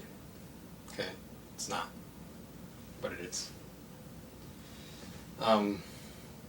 Anyways, and then after he commits, right, after he does the deed, he just wakes up, right, again, like he's been doing for like the 100th time, right? This guy, it's just a really, this main character is really, really stubborn and just hard-headed, and he just doesn't take from anyone. He doesn't take anything from anyone, okay? Even his boss in the afterlife. He's like, no, mate, stop it. And, and he never does the, he never finishes his life. He's always been doing this, right? He's just a really, really bad influence and a bad soul. But he's not a bad guy, he just doesn't want to do that stuff. And I'll get to these stories as I'm writing, and you'll understand the character, right? But for now, I'm just explaining like all the ideas that I have in my head. So, and I'm putting the roadmap as well. This is going to be helpful for, as a roadmap. I think I might revise half of this video later on because, obviously all of these stories down here are just out of, well, except for the last one. The last one is not. The last one is down there for a reason. But all the rest of these are just out of order. I might actually do The Age of Soup right after Fluffy 3. That might be the first one that I actually do. But yeah, that's Purgatory story. I hope you understood the gist of it. Otherwise, you're gonna have to wait until I get to that story and until I get to writing it. No idea how long that story is gonna be. It might be one book, it might be volumes, it might be a series. I have no idea. Hiro and the Ghost Girl seems like it's gonna be like a light novel series, right? Because it's like Japanese inspired anime. Bizarro World is going to be a series because I want to write some stuff for that. And then Purgatory Story, I have no idea. Okay, next up is Noel's. This is going to be the working title. I have no idea what I'm going to title this. Noel's Dad's Story. I actually did have a title. I was going to call it The Fountain. Just that. Just The Fountain. You know, after.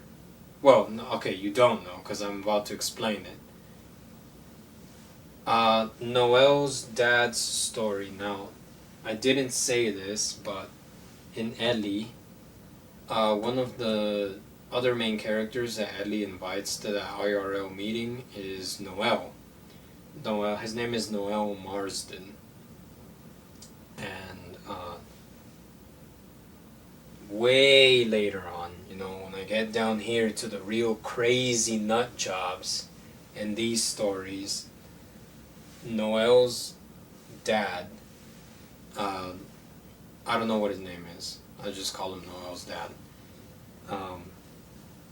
He's gonna get his own story because I have interesting stuff to do with him. He's going to be. I wanted to start out in Scotland. Yeah, Scotland. So he's part Scottish. I don't know. I'll figure it out. Okay, later on. His dad's going to be something. The mother's gonna be Scottish. So Noel, you know, he's part Scottish, right? Anyways, Noel's dad's story is this is going to be a story that's going to be very similar in tone to Dogs and especially Petrichor. So if you read Petrichor, if you've read it, Noel's dad's story is going to be similar in tone to Petrichor and to the violence of Dogs. Yeah, I'm just gonna throw that out there. That's gonna be. I told you that some of these are gonna be heavy hitters. There's gonna be a lot of violence in Dogs, but Noel's dad's story.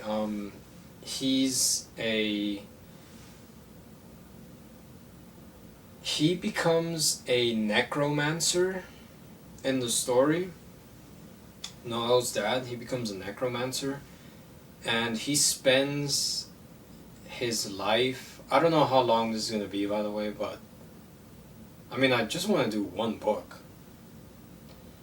But he's going to spend his life up until his death. Later in the story, he's going to spend his... Oh, I already spoiled it. He's going to... Look. He's going to spend his life, okay, looking for the fountain of youth. Alright? That's what he's going to do in that story. He's a necromancer. So you can already, you already see... Just by the title, Necromancer, you already see the tone that I'm going to take. Back to Petrichor. And back to the violence of Dogs. Okay? He's going to be very skilled using the knife. Okay? So that's why I say it's going to be similar to Dogs. Because of the violence. There's going to be other characters, and there's going to be, obviously, there's going to be a part where he goes to Japan and he meets this young woman, you know, around his age. They're like they're in their early 30s when he's in this part of the story. He goes to Japan and he meets this woman. I forgot Noel's dad's mom's name. I have it written in Fluffy, but I forgot it right now. But he meets you know, this woman, Noel's mom, and they fall in love, you know, and Noel is born in the story. Baby Noel. I want baby Noel to be in this story.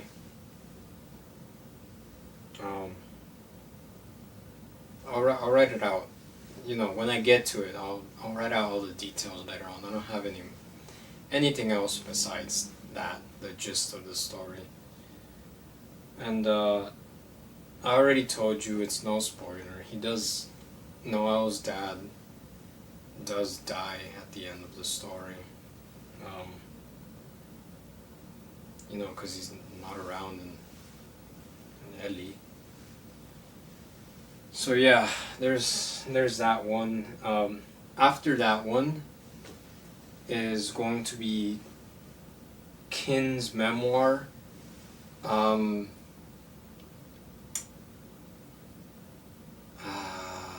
Okay. I'm trying to think of a way of not spoiling Petrichor. Kin appears at the end of Petrichor. And that's all that I will say for now. Kin, that's Quin. Quinn? Kin? I think it's Kin. Kin's memoir. So this will just be I have no idea how I'm gonna write this. I'm thinking about it as a memoir, which is why I titled it like that. It's just gonna be the sort of happenings and things that go around this guy from the perspective of Kin. It's loosely tied to Petrichor. Loosely. There's a loose connection there. Okay? It's not a continuation of Petrichor, because that story ended. Okay, the story of that ended. And but Quin's memoir, you know, it's sort of I don't know how to explain it. It's I suppose it's like in the movies and the in the coming of age. Oh, Ellie is coming of age, by the way. I didn't say that. I didn't get to say that. Ellie is coming of age. That's the genre. If it would be a film. But in Kin's memoir, it's like the coming of age movies where at the end of the movie it says, you know, like John grew up and he became this and this and this. It's like that. If you understand what I'm trying to say, it's like that. For one of the main characters in Petrichor. So yeah, that's Kin's. I can't say anything else because I have nothing except for the format of that story and the character that I want to do in the perspective, and that's it. That's all I have for that one. The next one now. Stop it. Stop it. Alright? I have very good reason for writing this. And you'll see when I get to it later on. I mean, we're talking about like a 10-year sort of, a 10-year way. Actually, I think I'm selling myself short. 10 years? I'm talking about like 20 years in the future to get down here to where my finger is pointing to. This is like 20 years later. The next one is called, the working title is German Erotica. Stop. Stop it. It's German erotica, okay? It's about this guy, okay? Stop it. It's about this guy who goes to visit his, a cousin in the German countryside, right? Who has she operates like a sort of boarding school. That, I don't know. Okay, I'll get to it. When we get there, when we get to that bridge, you'll have the story, right? You'll have the more information when we get to that bridge. So this guy, he goes to visit his cousin who operates a sort of boarding school in the German countryside, right? I chose Germany because it's such a fairy tale land, Germany, especially like its forests. Because that's where the stories of the Grimm's tales. That's where those fairy tales come from. Disney and all that. But yeah, German erotica.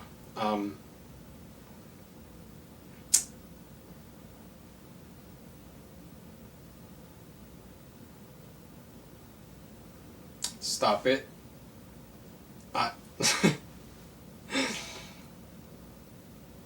Look. Okay, look. Listen. Some of these stories,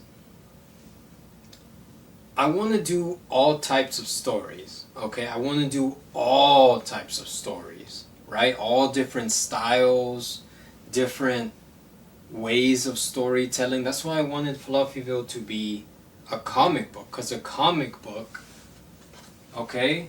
A manga, a comic book is it's story, right?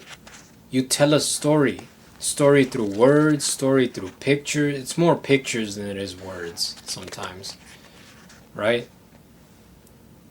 You get beautiful artwork in these things.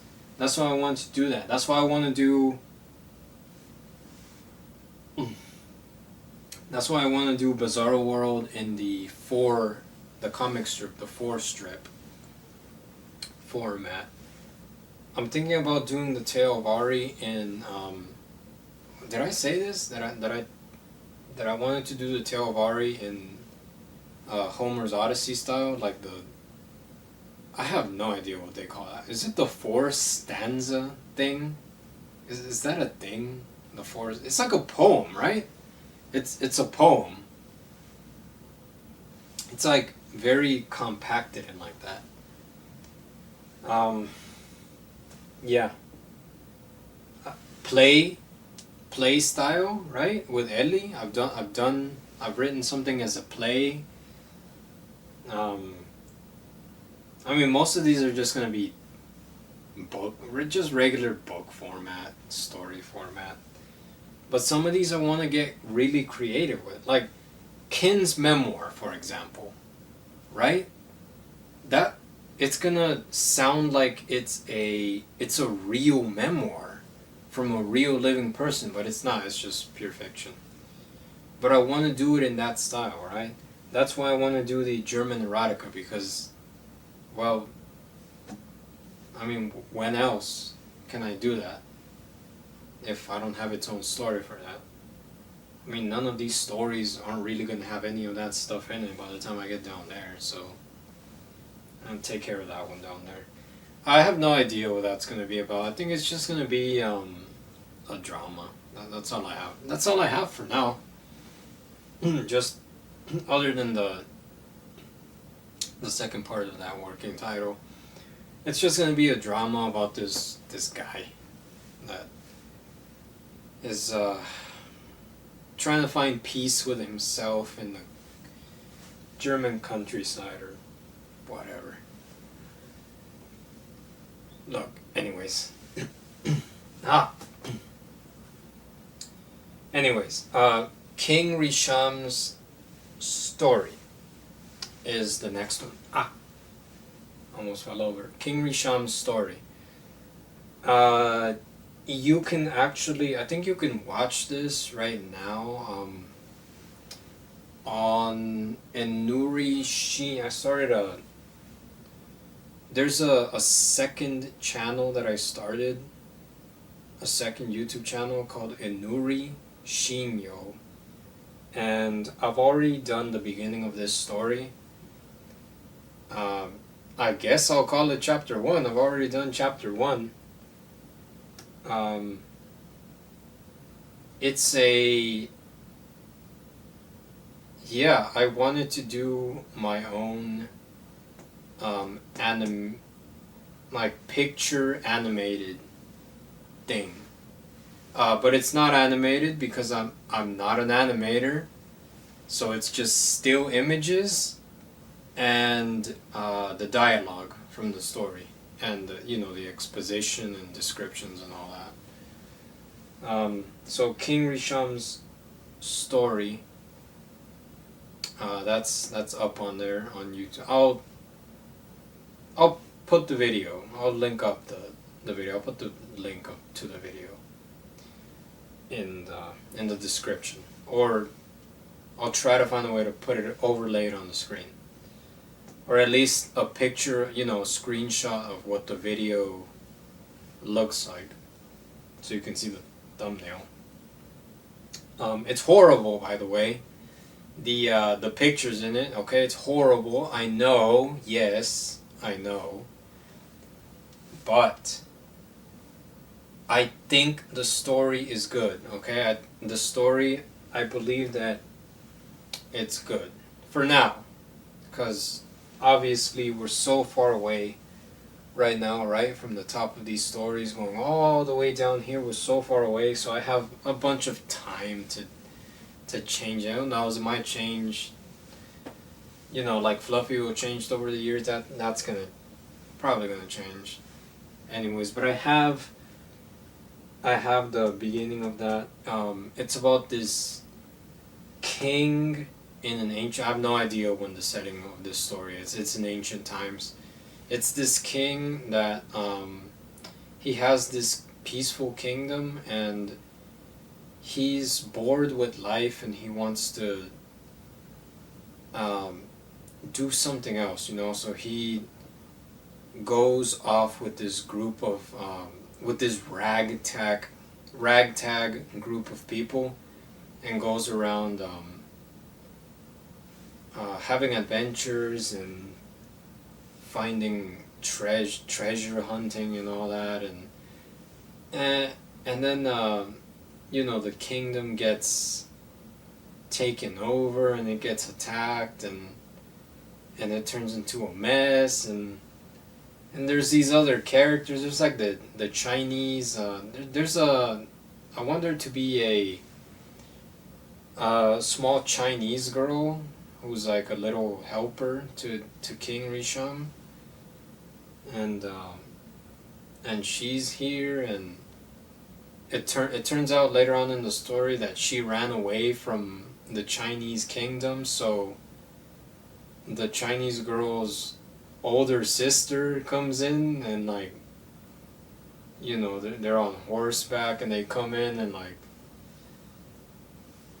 they try to bring her back, and I'll figure it out as I go along, right? There's that one. Okay, that's let's say that's action adventure right there. King Risham's story. And then the next one is Ruby's Odyssey.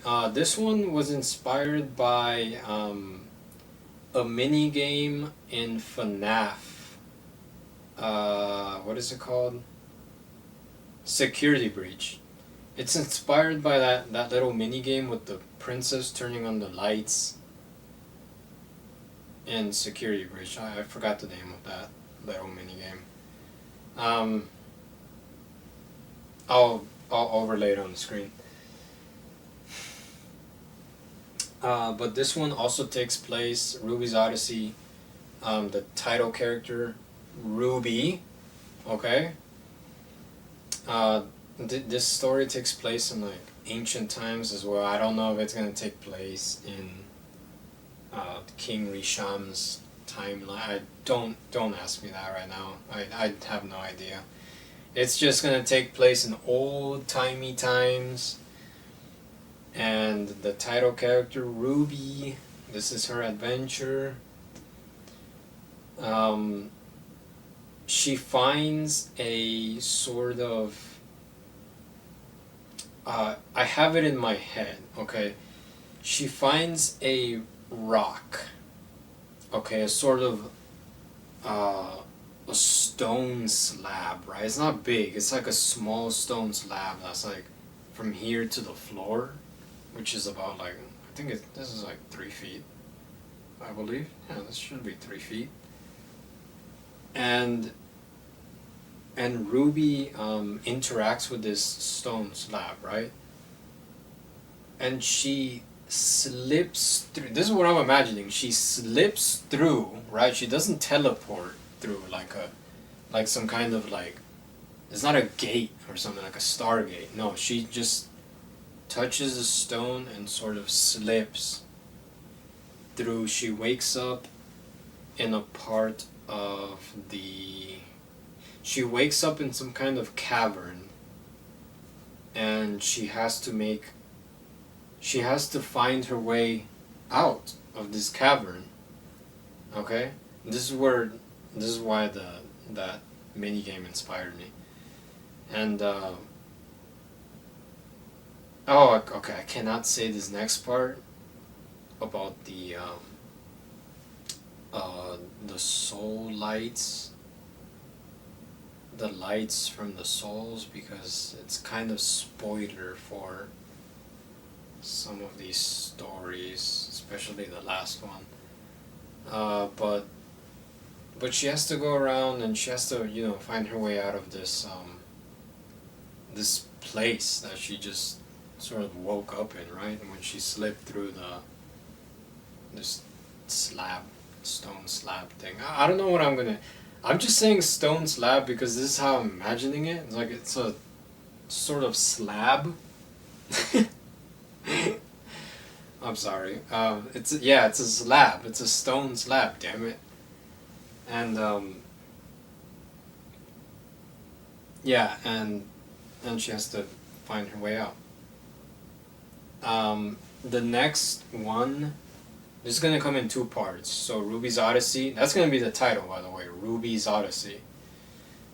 The next part 2, the continuation of Ruby's Odyssey, is going to be called Unfinished Heaven.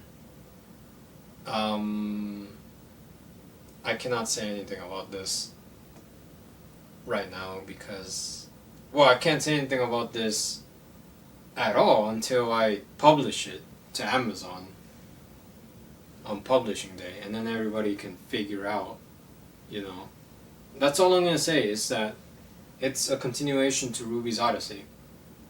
Okay? And then that's all I'm going to say. I'm not going to spoil anything like I did with Noel's dad's story where I said that he died at the end, so stop. Okay, the second to last, finally. This has been going on for 2 hours and 20 minutes. I really hope that I have enough disk space. The Princess of Galaxima. This one, I think I cannot tell you anything about this as well. The prince. Okay, I can tell you this. The Princess of Galaxima, okay, is a story from a character up here. I'm not gonna say the title. You can just zoom in by yourself and see that. Okay?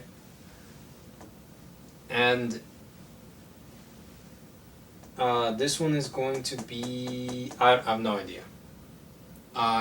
It's heavily inspired by British television shows. Okay, it's gonna have comedy. It's like 25% comedy and 75%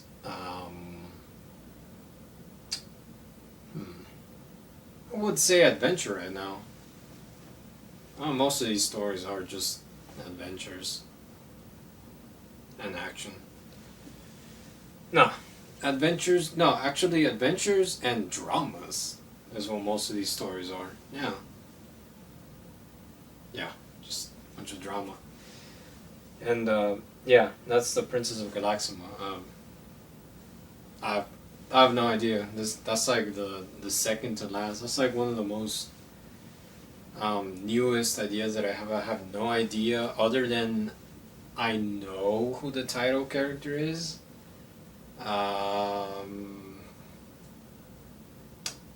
Did I ever write her name? Wait, did I ever write her name? I don't think I ever wrote her name down. If I didn't write her name, I think it's because I just don't have their names yet.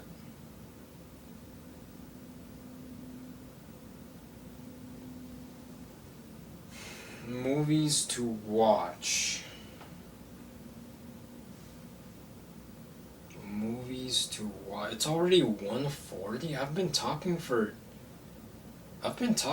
so long. My movie list.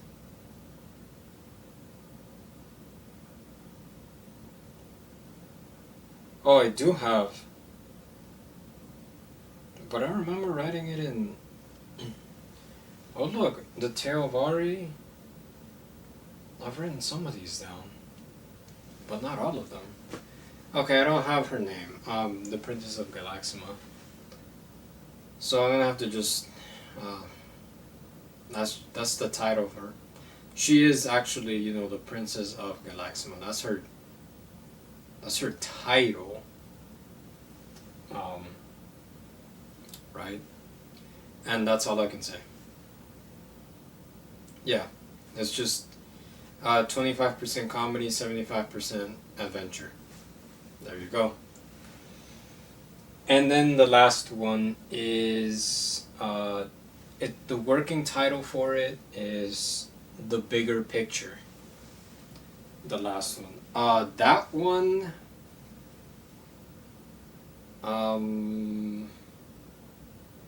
What can I say without spoiling it?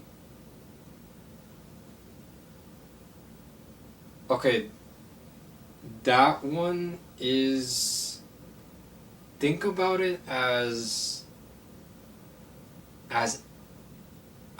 No, but I. No. No. If I say that. Or maybe. No, maybe I should say it, right? Because you wouldn't know anyways, because, I mean, I only have 2 stories out, and you wouldn't, no, nobody would know, until later on, when it's released. The Bigger Picture, it's the bigger picture. If you can do context clues, okay, remember, kids, context clues. Think about that title, The Bigger Picture, okay? Think about it. The Bigger Picture. Think about all of these things that I just talked about. Okay, this entire list of stories. And then think about that one down there. The story that I want to do. The working title for it. The bigger picture. Think about that. Okay? Yeah, I'm not going to say anything about that because anything that I say is just a spoiler for that one. So, that's it. This is the, that was it. That's the roadmap.